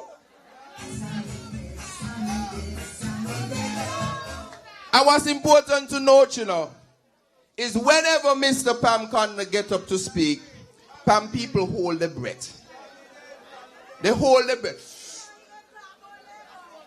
Because they don't know what's going to come out. And we see it in the parliament. Some of them in the gallery was holding their breath. And they had to get up and go out because he was campaigning for Labour. He said the boundaries must change. Thank you very much. He said the boundaries must change. A sacrificial lamb giving his last presentation to the parliament. Comrades, as I said, I'm very glad to be here because I believe that Konris Maynard is better for number 3. Konris Maynard is better for number 3. There's no comparison about who can deliver for constituency number 3. Just take a look back 10 years in each of our lives. 10 years in each of our lives, and look to see who has been on a progressive path of success and the other on a progressive path of failure. Konris Maynard is better for number 3 because we are delivering right here in Lime Kiln, Playfield. After years of trying, we finally got some lights on the playfield so that the sports teams can practice during the evening. So that Trafalgar South Stars can have a place to play. Right here in number 3. Right here in number 3 for the first time ever, we were able to start the West Basseterre All-Round Student Scholarship Award, where children, young children in primary school can get an award for doing good in school and good in all other areas of life. Put your hands together for the West Basseterre Scholarship Award. Imagine Mr. Pam Conner never ever had a scholarship award. Never. Konris is better for number 3. When you look at the boys' playfield, for years, excuse after excuse, but he did not know what to do. But Konris Maynard came on board. Ask Ghost, I was in his office. Ask Asim, I was in his office. And I put on the pressure until now. They're building the pavilion in the boys' playfield area. When I was in the boys' area, a young lady, a young girl, got knocked down. And I went to visit her. And so we made sure that they now have a sidewalk to walk on in Boyd's. When they leave West Farm to go to school, they can walk safely along a sidewalk. Konris is better for number 3. For the people of the Camps village, where I grew up as a little boy, I could remember my father used to carry me across this long street on his shoulder, walking across, and all the old ladies looking out for Konris. I remember that. Going down camps, spending those days as a little boy. And it's good to see that there has been development, but there's still more to do. We need a play area for the children down in camps. And we are putting that together. When I went down there, I don't know if you remember, a lot of old cars always lying in camps. And we went in and we cleaned them up. And we still have a bit more to do. But Konris is better for number 3. Because I should never have had to come to get those things done. Konris is better for number 3. When it comes to the sports teams, in the village area, from Trafalgar South Stars, Village Superstars, basketball teams, we have located and secured sponsorship for them so that they can be in a position to compete at the highest levels in their competition. Konris Maynard is better for number 3.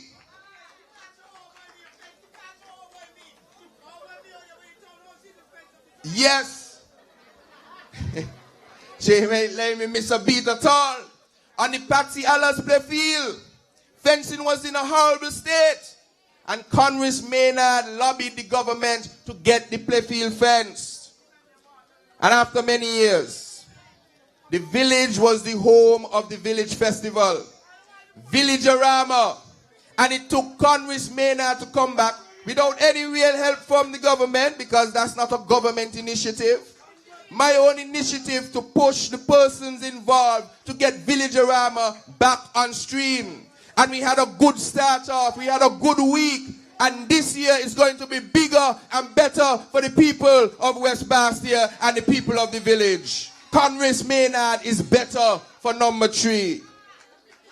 Right now, the people up in Buckley's housing extension can't wait for them to finish drive on the nice roads up there. Konris is better for number 3. Because there was no representation letting the government know that these things are of high priority for the residents of constituency number 3. Konris Maynard is better for number 3. Me hands in tie. I's a tall big man. Nobody could tie my hands. At all. I can't try it. Konris is unstoppable in number 3. When you look up the road next to the hospital, the bus stop being built so that people don't have to come out and run across by the gas station to run from rain. Konris Maynard is better for number 3. But you know what all of this represents? This represents real progress. Real progress and real change in constituency number 3. Because some people are saying you need change. Yes. Well, I am that change. I am that change that you're looking for. I am the difference. Dr. Drew is the difference in constituency number 8. Dr. Vance Gilbert is the difference in number 7. And Dr. Norgen Wilson is the difference in number 5. We are the change that you're looking for. We are the ones that continue on the experience that Labour has, but yet provide the youth and vigor and innovative and creative thinking that is necessary to continue to forge us forward in this 21st century. We are the change that you're looking for. Full confidence. And we ain't turning. Whenever you see them, in the. They can't sleep. One big shot businessman passed me down there on Friday. One of these days I can tell you his name. Usually very cordial with me. A clear skin, big shot businessman. Passed me. I hail him. He hail back kind of thing. I put out my hand to shake and say, "May shaking your hand today." Not how are you going on. That's how they refer to you. How are you going on? No respect for us. No respect for you. Because they say that there is a class there and we're threatening it. But Labour is unstoppable. Labour is unstoppable.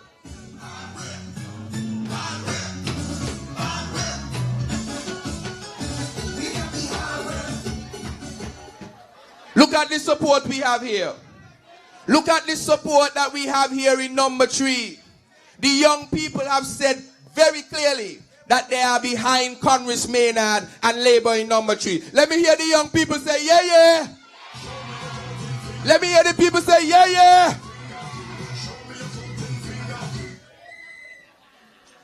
Everywhere I go in the constituency, young men, I see some of them in here tonight, who on the pep, who may in the past have made some not so good choices and gotten involved in a couple things that they may not necessarily wanted to get involved with. But they have come and said, Konris, we are grateful for the pep. We are grateful that we have an opportunity to learn a skill and get paid for it. And it is keeping us off the street. And so we understand that we have to support you so that the PEP can stay to keep training me and my friends and my family. They understand. And so they are coming to me and saying, Konris, we want to be a part of the team. They have said, take us wherever you want us to go. They say they want to put up a mural and say, we for the king. That's what they come and tell me. They say, we for the king. Because they understand the importance of the programs that this government has initiated in this country. Young men, when you see them, tell them congratulations. Right here in constituency number 3. The young people are behind us because Labour is the winning team. Labour is the winning team because Labour is good and all the time. Labour is good and all the time. We bang them already and we're going to bang them again. Friday we in the and we're going to bang them again. Comrades, I have heeded the call. I have heard you. You have asked, Konris, we need strong and true Labour representation. And we see you as the person who can do that. We see you as the person who can continue the tradition of Comrade France, looking out for everybody. Whether you wear a red shirt or another color shirt, whether you live in a board house or a wall house, whether you live on a hill or you live down on the flat. And I commit to looking out for everyone as I have done so far. I've heeded the call. And I want to tell the Labour supporters something.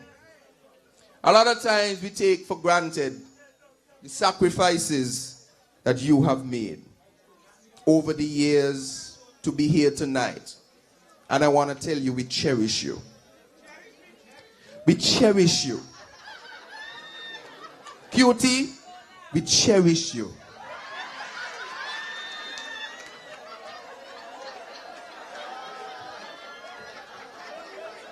We love you.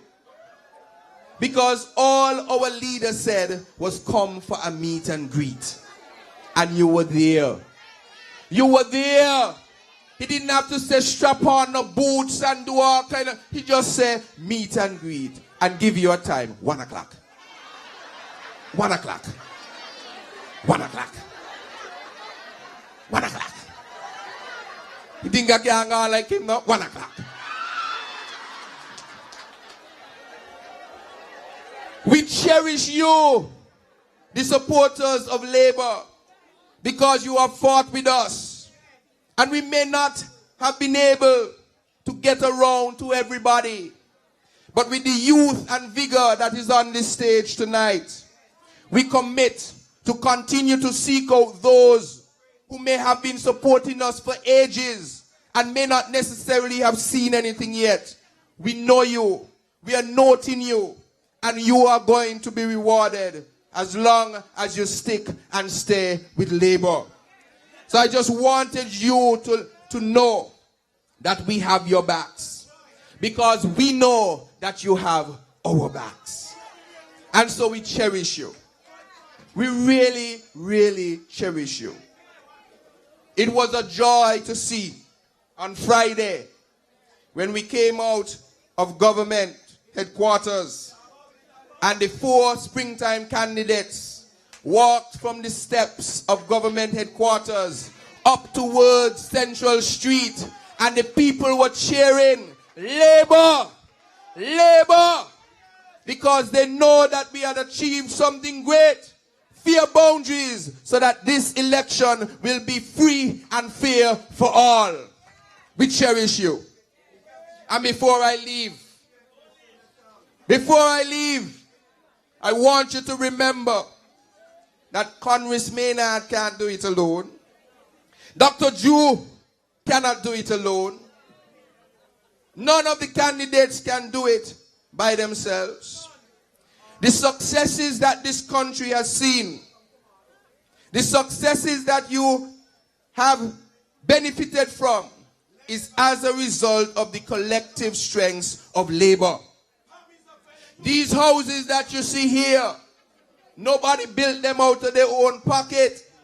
It was Labour's policy to say that we must elevate the people in this country to the middle class. That is why over 15 years, from 1980 to 1995, only 250 homes could be built. 201? 201 homes built from 1980 to 1995. While in that same span from 1995 to 2010, over 4,000 homes built for the ordinary man and woman in this country. Labor is good and we must keep labor in power. The successes are as a result of the philosophy and the backbone of labor. Because we believe that you must have the chance to elevate yourself. And that is why whenever they see any of you or us elevating ourselves, they try to pull us down. Because they believe that only they can drive nice cars. Only they can live in wall houses. Only them can go and lime at the nice bars. But because of labor, every year, every month, more and more citizens are elevating themselves to middle class, to the power and the strength of this labor government. And so the successes of this country belong to labor. And we must reward labor when the elections are called soon. Where the bell? I want to make sure the bell up here so the boss could ring in number 3. A constituent told me we ain't get no bell ringing in number 3 p.m. And we want a bell ringing in number 3. So it's time to rally behind your candidate. It's time to rally behind your party. It's time to rally behind your leader and make sure that Labour is returned to government in the 2015 elections. I love you and I want to represent you. I ask you to vote Konris Maynard and vote Labour for the next general election. God bless you and God bless my beautiful Federation of St. Kitts and Nevis. Thank you.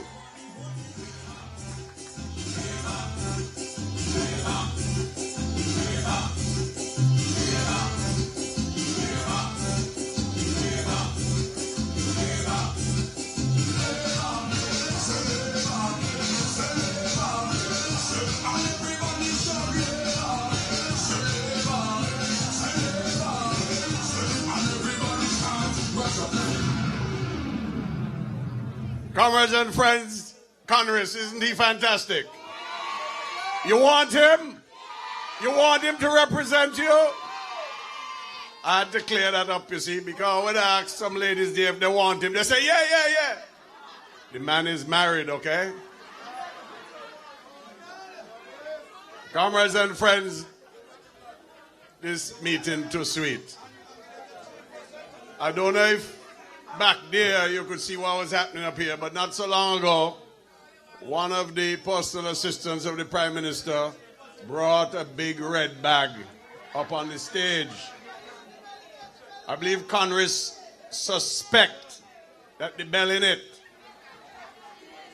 But if the bell gonna ring in West Basseterre, then it either ring in tonight or it means it coming back to West Basseterre. But all the constituencies begging for the bell to ring. So I can let the big man tell you about ringing bells, see? Next year they say, "Boy, Skerrit, nobody vote for you." Skerrit, what you talking about ring bell for? Boy, I tell you, they just abuse me, see? But I love it. Because the more they abuse me, the harder I work. The more they abuse me, the better results we get. Comrades and friends, this is a hard-working government. And it's led, I always say this everywhere I go. In all my years, I've been all kind of boardroom, all kind of corporation, all kind of association, all kind of executive. I have never met a man who works harder than Denzil Douglas.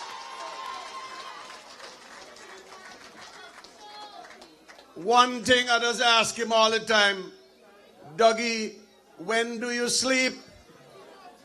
I never met a man who could survive on so little sleep.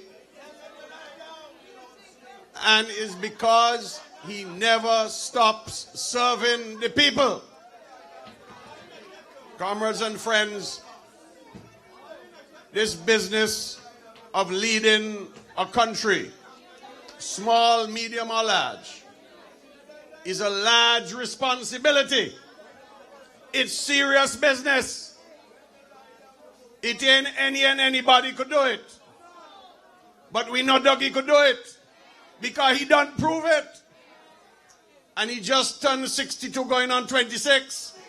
So we know we still have plenty time left in Dougie's service. And he's going to lead the Labour Party into the next election successfully. Comrades and friends, help me to bring to the microphone the man who we call the boss. The man who we want to continue to be the boss. The man who's going to ring the bell sometime soon. Bring to the microphone Denzil Douglas, our Prime Minister, our leader, the boss.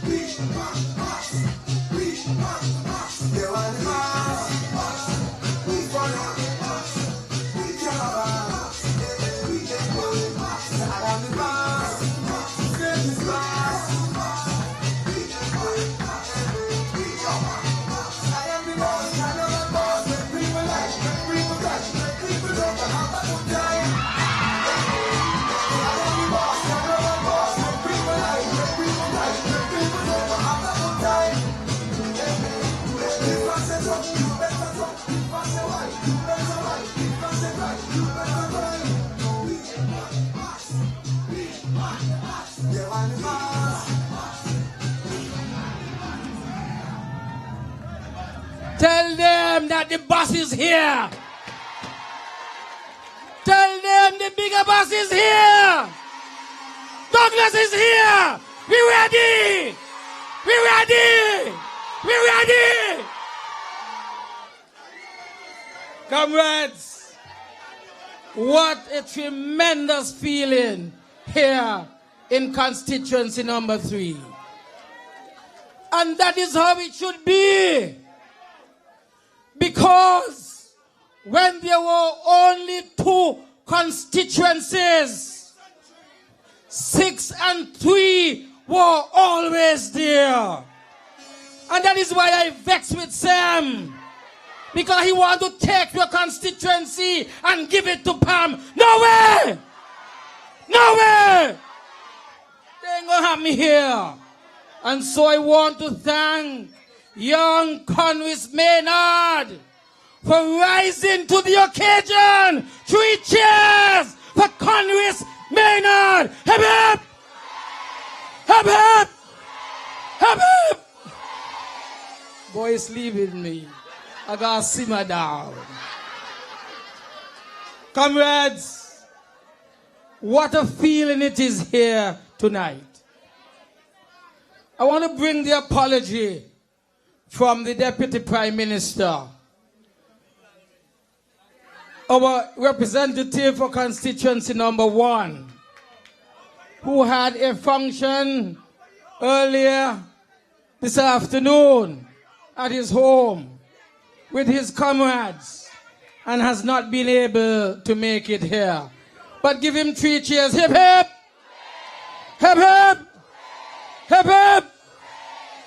A deputy is really essential. Because you saw who was there with me, you know, holding up my right hand on Friday on the steps of Government House, Government Headquarters. It was none other than the Honorable Dr. Earl Asim Martin.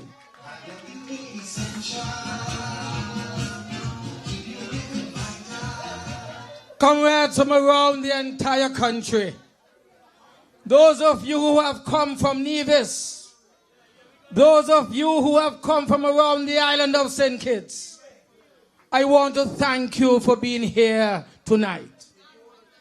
Because you see, it has been written and it has been said that the bell which will ring in the national elections for 2015 in St. Kitts-Nevis shall not appear on the stage more than 3 times before it is rung. Tonight, it appears for the first time. Bring it, Konris.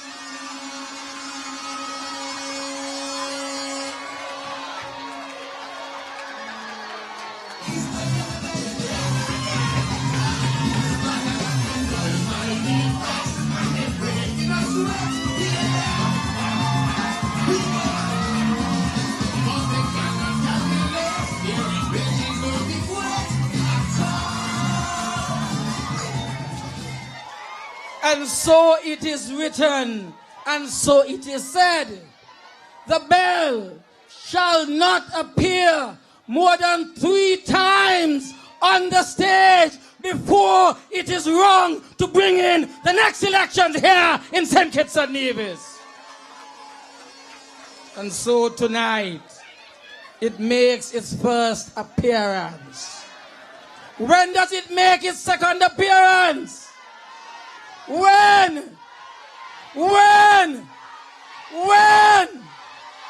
And when does it make its third appearance? You better listen, you know, and you better follow. You better listen and follow, you know. Because it is written that it should not appear more than 3 times before it is rung. And so those who have ears to hear, they better hear. Because when this bell is rung, every single man find a class. Find a class. Find a class. And so, comrades, we are now ready. I want to say to you that the St. Kitts-Nevis Labour Party has progressed this country.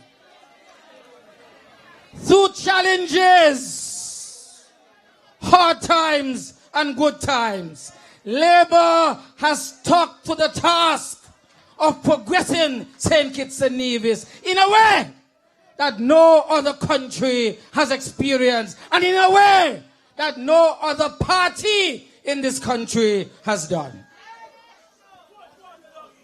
And that is why today we can boast of being number 1. We have progressed this country. We have progressed this constituency. The other day, I hear Sam, my boy Sam. Lord, I'm sorry for him here. In fact, I'm not sorry for him. I'm not sorry for him. We're done with that. I heard him on the radio last week talking about all that he has done for constituency number 3. This man don't seem to understand. His Labour who do it. Labour did it. And that is why it is so shameful for him to turn his back on the Labour Party. Shameful. Shame on you, Sam. Shame on you! Shame on you! Scandal and shame on Sam Conda. Want to give this constituency to Pam after Labour has already built this constituency for the benefit of the people of this constituency. And so I say to you, Labour, remain firm and strong here in constituency number 3. Remain strong. Remain firm and focused. Don't let anybody fool you. Constituency number 3 is Labour. France gave it to Sam. Sam is trying to give it to Pam. Labour says, no way! And Labour says it will give it now to Konris Maynard. And that is why I'm saying we have progressed this constituency. We have progressed the country on a whole. We have brought about in St. Kitts-Nevis real progress and real change. Change in the lives of the people of this blessed country. Look upon the people here. Thousands of people here.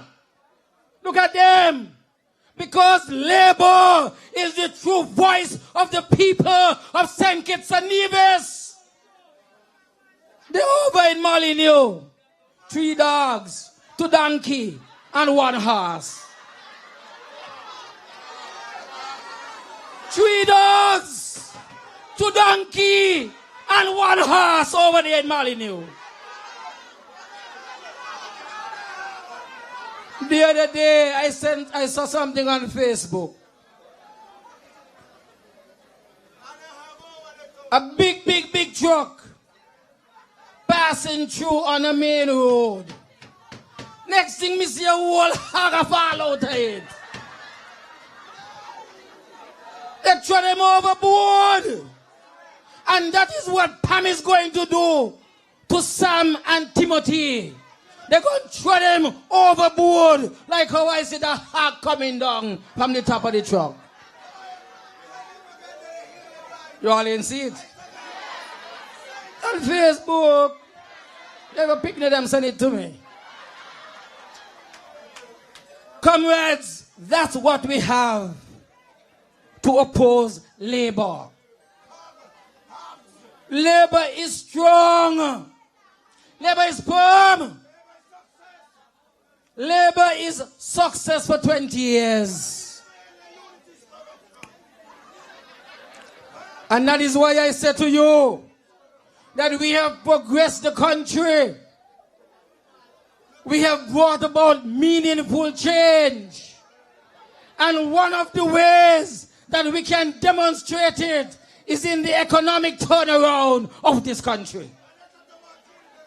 Comrades, we have seen a dramatic turnaround in the economic fortunes of St. Kitts and Nevis. We had a high debt, almost 200% of GDP. I told them, wait and look at the master at work, and you will see what I will do with the national debt. I told them to wait and see. How we dog always I eat work on.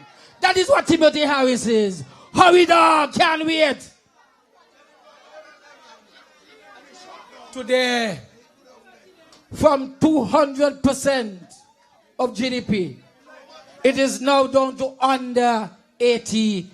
And I declare tonight, as I said in the New Year message, by the year 2020, St. Kitts and Nevis will be debt-free. This government good. This government nice. Good government. We shall be debt-free by 2020. Just last week there, the Central Bank with the subcommittee of the Monetary Council on Debt, of which I am the chairman, had a meeting, video conference meeting. And they were saying that the other countries in the currency union of the Eastern Caribbean, they cannot meet their debt targets as set developed by the Central Bank by 2020.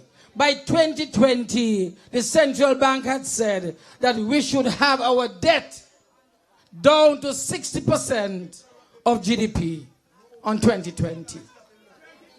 But they realized that that can't happen for the rest of the Eastern Caribbean. And so a recommendation has been made to change that. Instead of saying 60% of GDP by 2020, make it 60% of GDP by 2030. But 2030, St. Kitts ain't gonna that. Even in 2020, St. Kitts-Nevis will not have any debt. That is the difference between St. Kitts-Nevis and the rest of the Caribbean region. And so, we have moved from a situation of high debt to low debt to no debt. We have surpluses instead of deficits. And tonight I want to share with you what we're going to do with those surpluses. How we are going to spend the surpluses on the people. Advance our people. Advance our country. You must be the beneficiaries, no matter where you are. If you live in town, you're going to benefit. If you live in the country, you will benefit. No difference between town and country anymore. Everybody will be elevated. And in the process of elevating everybody, the middleman and the top businessman, they will benefit as well. That is why they believe that there's no need to change the government at this time. They are doing well, they're saying. Lots of profits are being rolled in. They are saying, Douglas, keep the elections right now. Let the country settle down again and let us continue to make our profits as we are making before. And so the business people are now coming on board. They realize that the master is at work. The St. Kitts-Nevis Labour Party as a government knows what it is doing.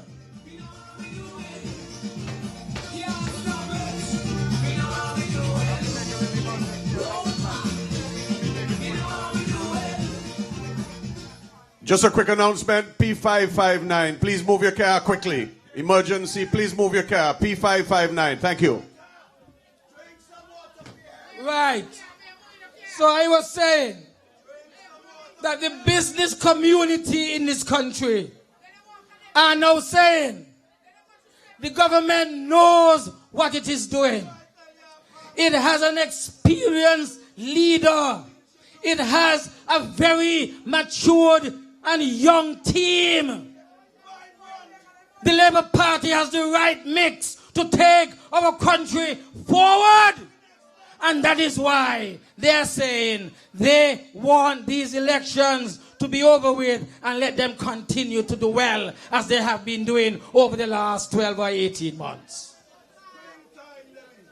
My dear comrades, the springtime candidates, they have made a difference in convincing the electorate of this country that there is continuity in the Labour Party, so that when Douglas leaves, there is more than enough leadership here to take over the reins of government.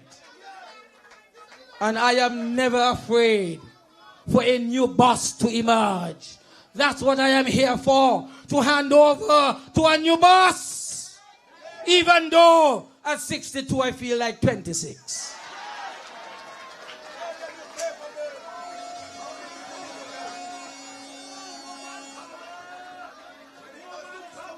And so, comrades, my friends, my fellow citizens, how do we intend to make use of the surpluses and the funds we have in the SIDF and the citizenship program to move our great country forward?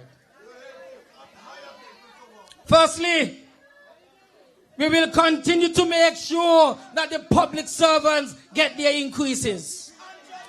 10% increase in 3 years. Last year, 4%. As of January, tomorrow, the 28th, sorry, Tuesday, another 3% on the public servants' wages and salaries. Where else in the world is that happening? In my own country, my own colleagues' countries in the Caribbean, they are cutting back on people's salaries and wages. Here in St. Kitts-Nevis, 10% increase to pensioners and public servants. And that is what we say. Now that things have turned around, you must benefit. You and your children must benefit. Look at what we've done with the wage increase in the private sector. We've encouraged them that you need to increase the wages. Now it is the highest in the whole Caribbean region. Put your hands together for the Honorable Patrice Nisbet out of Nevis, and for Marcella, and for Ricky Scarrett. They have made sure that we've had such increases with the full support of the cabinet. Look at what we are doing with the SIDF.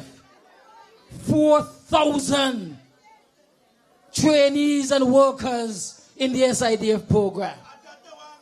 4,000 getting no less than minimum wage. We'll get your increases whenever the increases are due. This is because we are saying, as the country has done well, as the country boasts of being number one, the people of the country must benefit from being number one. People first. Number one country. People first.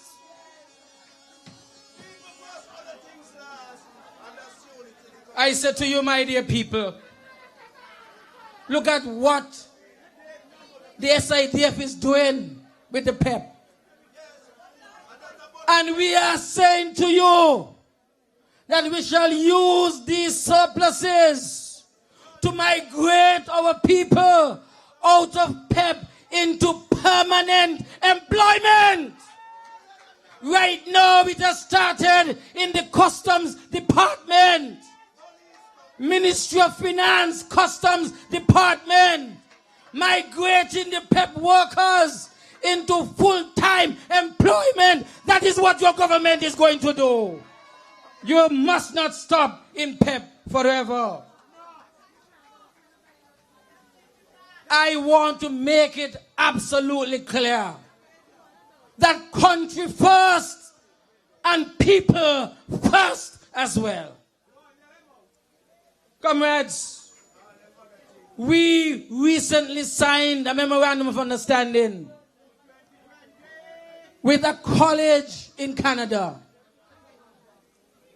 And that college, Seneca College, will receive young people from the PEP who are engaged in certain skills, take them to a higher level, send them off to Seneca College in Canada so that they can get their diplomas and come back home with pride and say, we are proud to be of the People's Employment Program.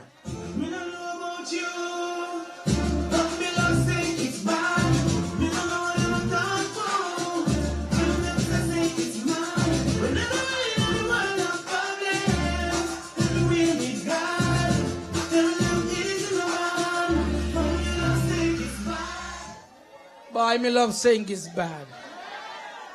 You love Infamous? You want him on stage? You want him? We're going to talk to him tomorrow.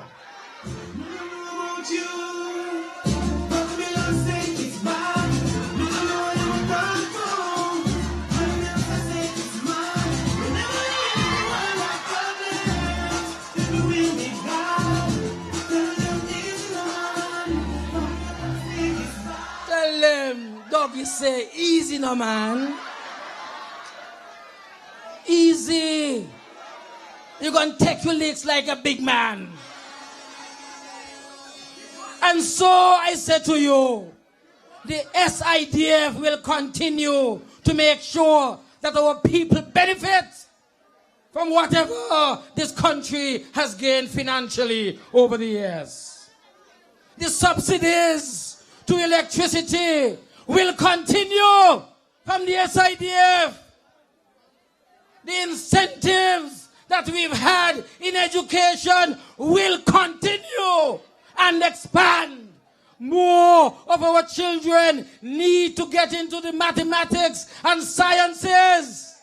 We keep telling you, don't take your children out of school after high school. Let them go to the college. We're going to pay you to send them to the college. That's what we are going to do. That's what we are going to do. Because the money must be spent on the people. People first in country number one. Always remember that. Comrades. Comrades. The incentives must continue with grasp. Let your children go on from secondary school to college and benefit from the incentive of the SIDF. We must make sure that you understand that those who are benefiting from the various programs of the SIDF, the SAFE, $20,000 used to be $50,000, now it's down to $20,000 for people who have good ideas and small business and want to help out what they have started. SAFE is there for you, Small Enterprise Assistance Fund.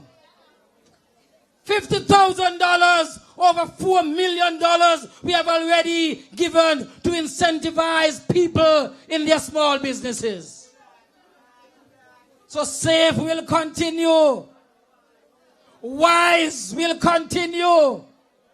Empowering women who have become engaged in small enterprises. That's what the money going to be used for, on you, the people. People first in country number one. We will continue to make sure that Fresh also continues and expand. Making sure that the small hotel sector continue to receive benefits from the SIDF in order to ensure that they can improve on the product that they have and expand our tourism to heights that we've never seen before. Look at what we're doing in tourism today. Who can touch us? Internationally, we are a sought-after destination. 1 million tourists coming in by our cruise vessels. Sometimes 4 ships. I can't even pass your tongue. 4 ships. Tourists are really knock down people, as we were saying in the past it should have been. Give Ricky Skerritt tremendous round of applause. And I want to make it clear that students who have had student loans from the Development Bank and have it hard to pay the loan and still start your house, SIDF has stepped in and have said, we will assist you. We will provide assistance, 5% interest, so that you're going to be able to pay back your student loan and still get on with your lives and start owning your own home.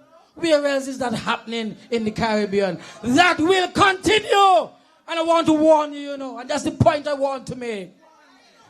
Those in opposition, Pam and Timothy, they have said publicly that they're going to done with the PEP. They're going to done with the SIDF. They have gone all over the world, condemned our citizenship by investment program, where what gives the SIDF is currency. Is the citizenship by investment program. When Canada imposed a visa requirement for us to travel, they boast and gloated, they clap their hand, they jump for joy, because they want to kill the citizenship by investment program. My dear fellow citizens, do not allow Pam and Timothy Harris to destroy your citizenship program, because all that we are benefiting now will disappear overnight. I warn you.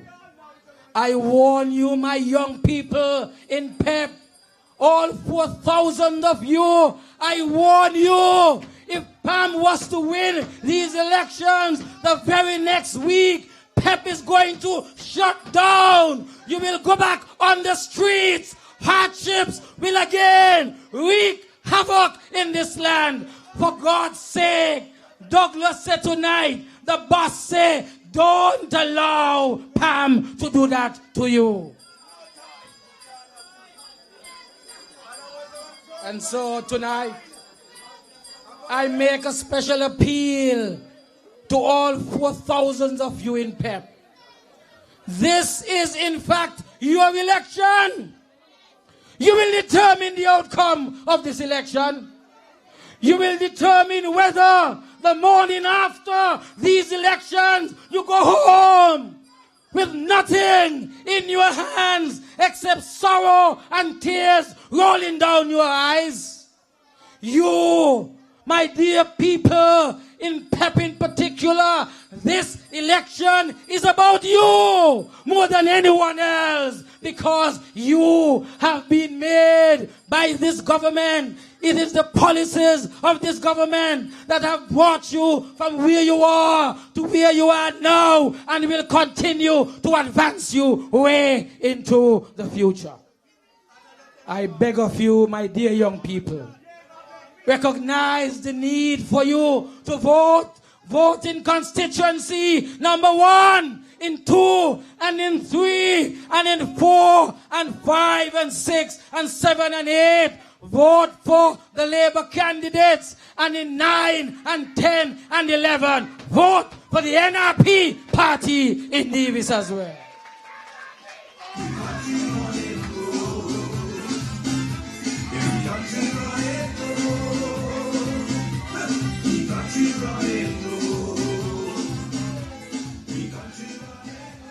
We shall make sure that with the improvement in the economy, Development Bank will have additional capital to further empower small businesses. It will now again begin to unlend money from the SIDF to do your houses. NHC will be further empowered and capitalized to carry on its housing development programs. Too many people in this country still don't have their own homes. And that has to change. That must change. And this is something that we are tackling now. You have a right to your own home, but you also have a right to pay, you know. You have a right to pay too. You have a right to pay. You have a right to pay, you know. Be reminded of that, you know. You got to pay. Oh. And so, we shall make sure that more houses are built all over the country. All over the country, we shall have houses being built for our people. Those who did not get their SSMC house as former sugar workers, you will now get yours.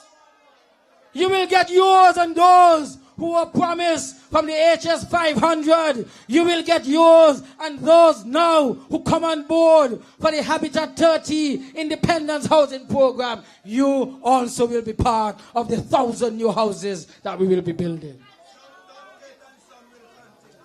Country number 1 must put people first. Country number 1 must put people first. You must benefit from the turnaround in the economy. So housing. But what about those who have their difficulties in paying their medical bills and want to have an operation, want to go abroad to have specialized surgery and can't do it? They don't got no money. We are now saying that the National Health Insurance Scheme is on its way. Put your hands together for the Honorable Marcella Althea Liburn. We believe in universal health care for all. No matter how poor you are, you must be able to get adequate health care, and that is why the scheme will now include every single person to benefit with assistance from our national insurance, and then advance it to the national social security, and everybody will eventually be covered.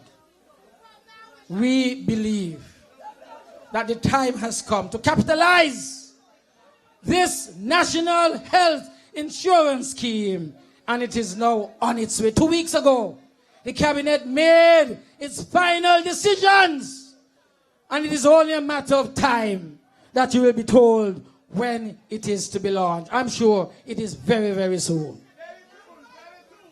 The cost of living problems that we've had, it is because of the SIDF and the money that we've had as a result of hard work of the ministers of this government and those in the Ministry of Finance and those supporting in the other ministries.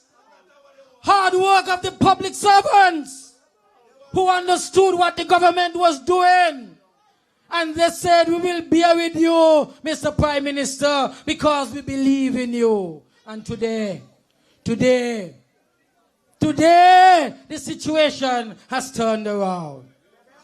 I want to make it absolutely clear that we shall continue to impact upon the cost of living. That is why we created the family shopping list. The family shopping list is killing them, you know. Killing them. Not only is it VAT-free, but the duties have gone down.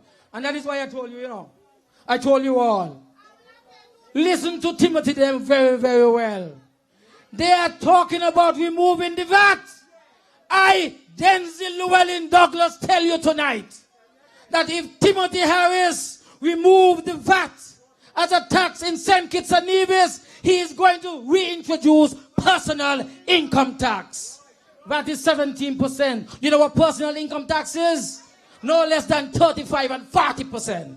Are you watching or you will see if you make the mistake? Don't let those vagabonds fool you. They're hungry for power. That is why in Friday, you're bad and I'm young people say, burn him in the ass. Sorry, Sunday night.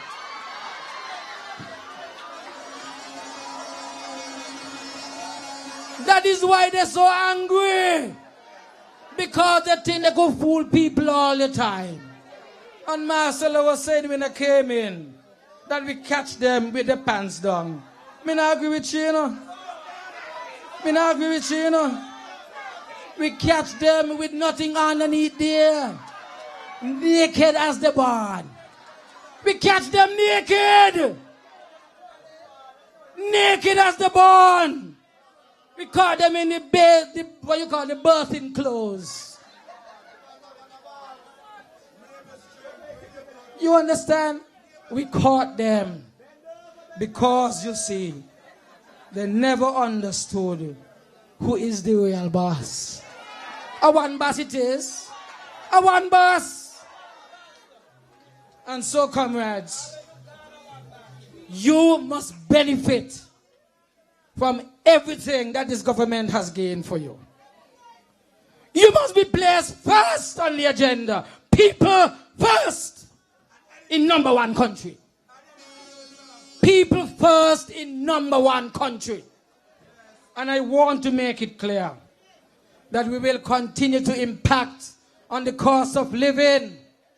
And when the right time comes, we're going to reduce the VAT from 17 to me. I'm going to tell you why it's going to be. But we're going to reduce it at the right time. Timing is everything, you know. Remember that. Timing is everything.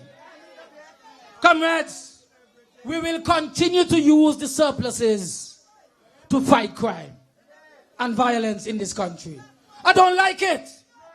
Even though we've had a 30% reduction in crime since 2011, I ain't pleased. Too many homicides still. 30% reduction in homicides. But one homicide is one too much.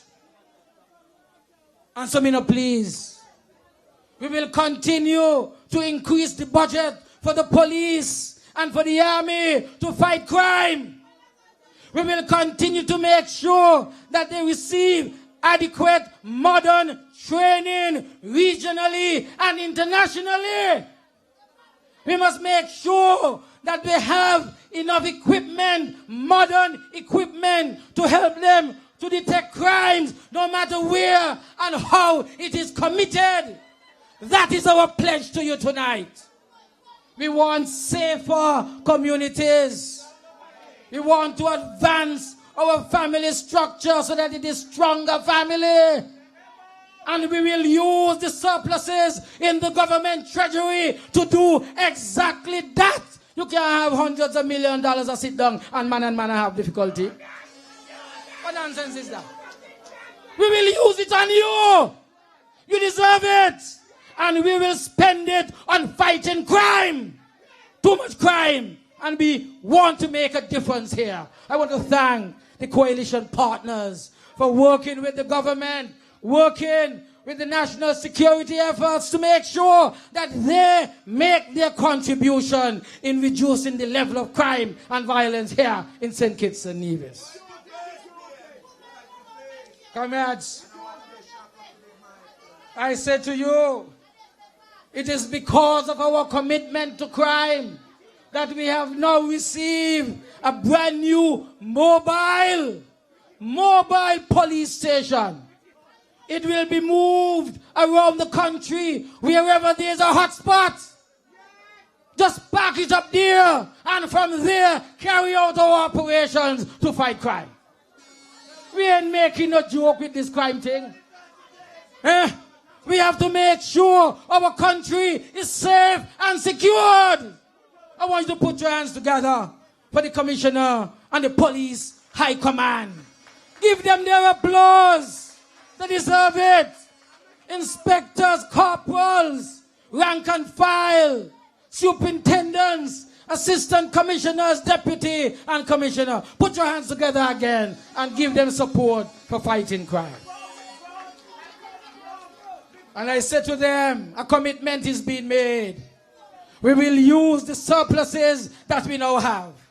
Spend it on the police and on the defense force. And don't forget the fire and rescue services. Let us give them 3 cheers. They recently had the anniversary. Hip hip! Hip hip! Hip hip! Fire and rescue services. They are doing an excellent job. First people on site when there is a fire, risking their lives to save other people's lives. That's what we have here. A group of dedicated men and women that labor created, separated them from the rest of the police force several years ago. And today we have a strong independent group ready to lend support to the police and defense force and ready, as I said, to fight fires and save people's lives.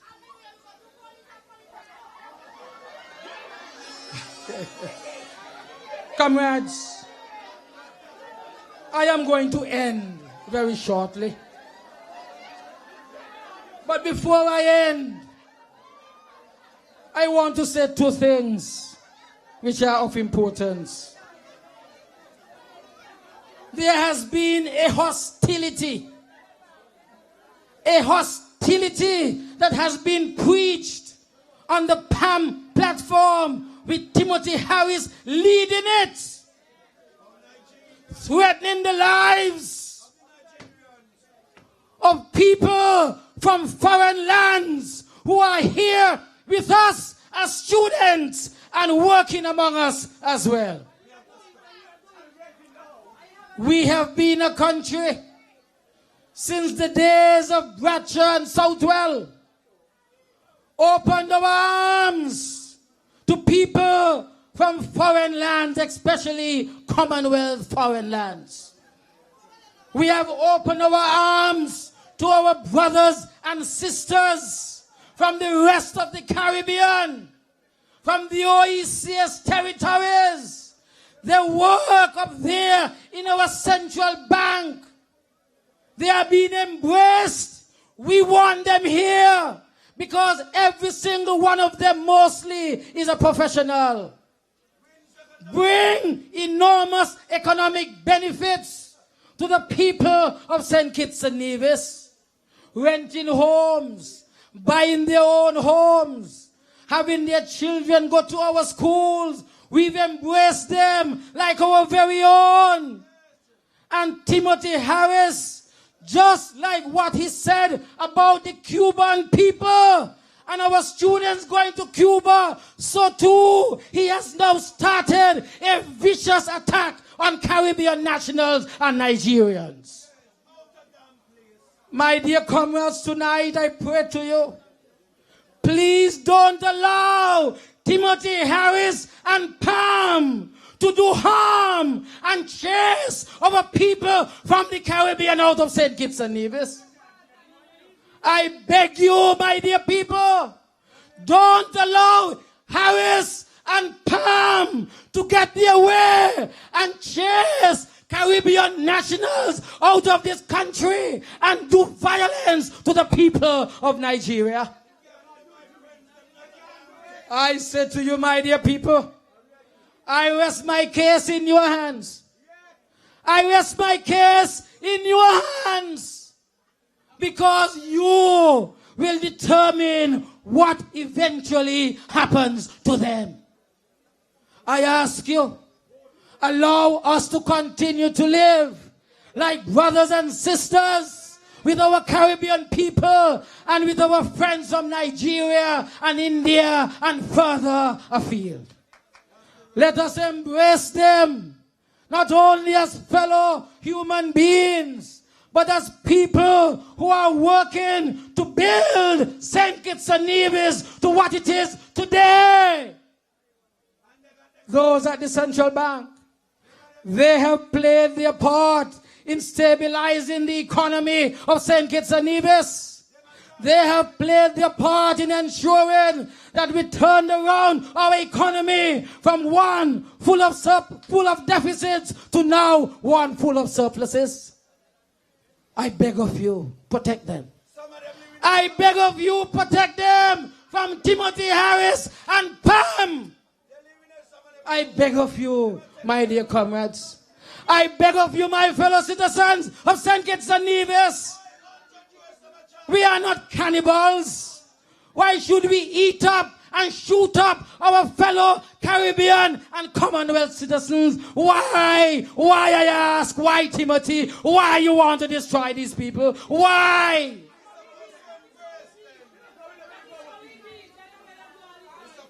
But that is the nature of the beast. He who he can't use and twist, he viciously attempts to destroy. And so I rest my case in your hands, my fellow citizens. Don't allow Timothy Harris and Pam to destroy the relationship that we've had with the Caribbean nationals from around the Caribbean region. My dear people, we believe in fairness and justice. We believe in fairness and justice. That's why we went into the house on Friday. Because the Constitution says, as soon as it is possible, once the Prime Minister has received the proclamation from the Governor General, it should be effected immediately. All I did was ensure I obeyed the dictates of our Constitution. And it upon them. Me don't know what you bought them for. Because you heard earlier, whereas this particular Constituency Boundaries Commission has been sitting since 2013. 2012 they said. 2010. 2012, why tell me what it is? 2012. Simmons took one day, one meeting, one day, one meeting to change the boundaries here in 1984. So don't let nobody fool you all about undue haste. Undue haste. What is undue haste? What is undue haste? The Constitution says as quickly as you can. Well, it was possible on Friday. It was possible on Friday. And I, the boss, obeyed the Constitution for you because we want fairness and justice in the boundaries here in St. Kitts and Nevis.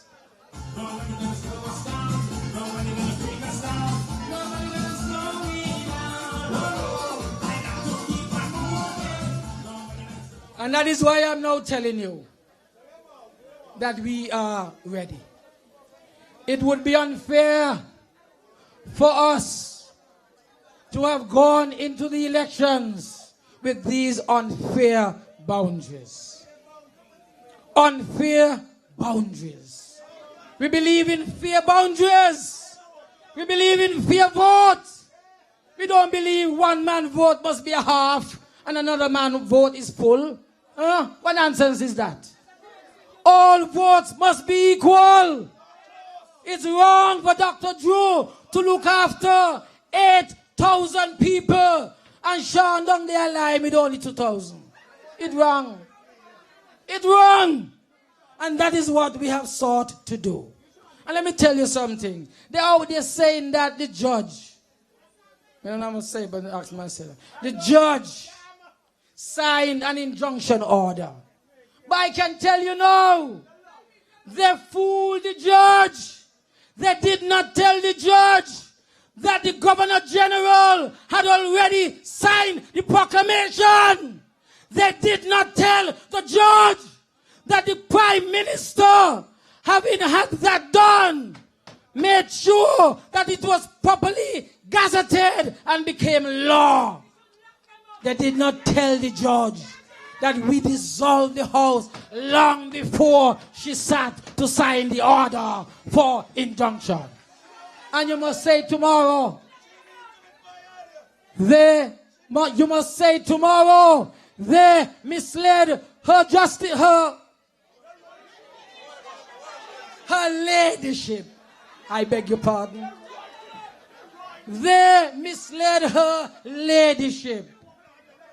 Because I am certain that if her ladyship was aware that the proclamation was signed by the governor, it was gazetted and made public, and I dissolved the House somewhere around 6:30 or thereabout. When they went to the judges, it was all the way like 8 o'clock in the night. When the House done dissolve, long time. Tell Hamel Smith, me say, he can't fool nobody here in St. Kitts and Nevis.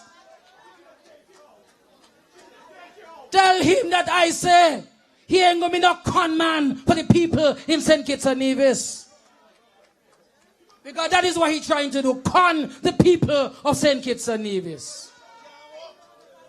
I say to you tonight and to this nation and to the rest of the world, when that injunction order was signed by her ladyship, everything over long time. And that is why Marcella say, I'll be catching me the pants, I'm going to miss it in the hard on the pants at all.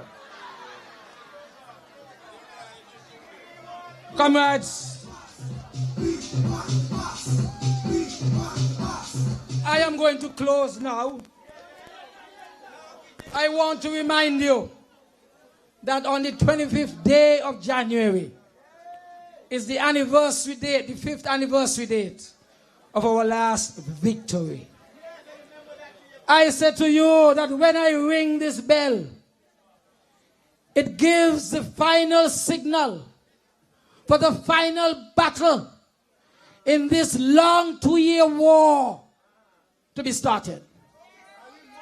I want to say to you further that there is only one option in this battle. Victory for Labour. Victory for Labour. Victory in constituency number 3 for Konris Maynard. The king must emerge in constituency number 3. Victory for Asim, Dr. Asim Martin, in constituency number 1. Let me hear you if you are here and you're ready to rumble. Victory. Victory for constituency number 2, Marcella Althea Liburn. Let me hear you roar like real lions ready to tear them apart. Let me hear you for constituency number 4, the big man himself, Glenn Ghost Phillip. Let me hear the tiger roar. Constituency number 5. Let us take out Sean Richards. Now Jen must emerge and take out Sean Richards. Number 5, you ready? Number 5, you ready? Number 5, where are you? I ain't coming with 6 yet. Number 7, Gilbert got Harris in his neck. Don't jump on the back, you know, just hold him in the neck, Gilbert. Hold him in the neck, hold him in the neck.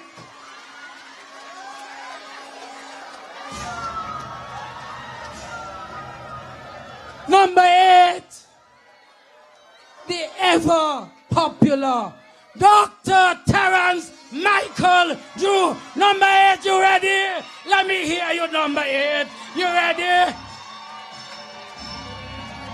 Number 9. Number 9, Hector in Nevis. Let the people in Nevis hear you in St. Kitts. Roar for Hector in number 9. Corey, let us sit together. Corey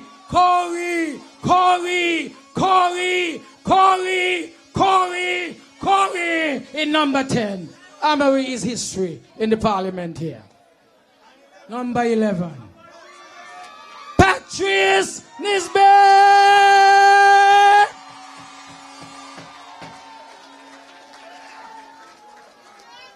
Number 6.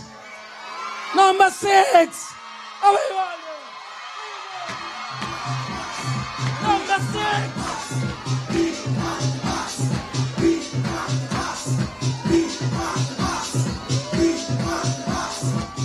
Comrades, and it is written, and it is said, that the bell shall appear on the stage no more than 3 times before it is rung. God bless you, thank you, and good night.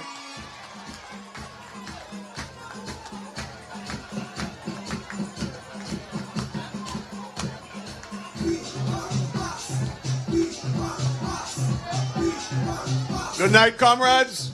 We see you up in Ponce Pasture Thursday night. Let's have a great time in Newtown Thursday night. Thank you for a wonderful night. Get home safely. And don't forget, the real battle soon begin. Thank you.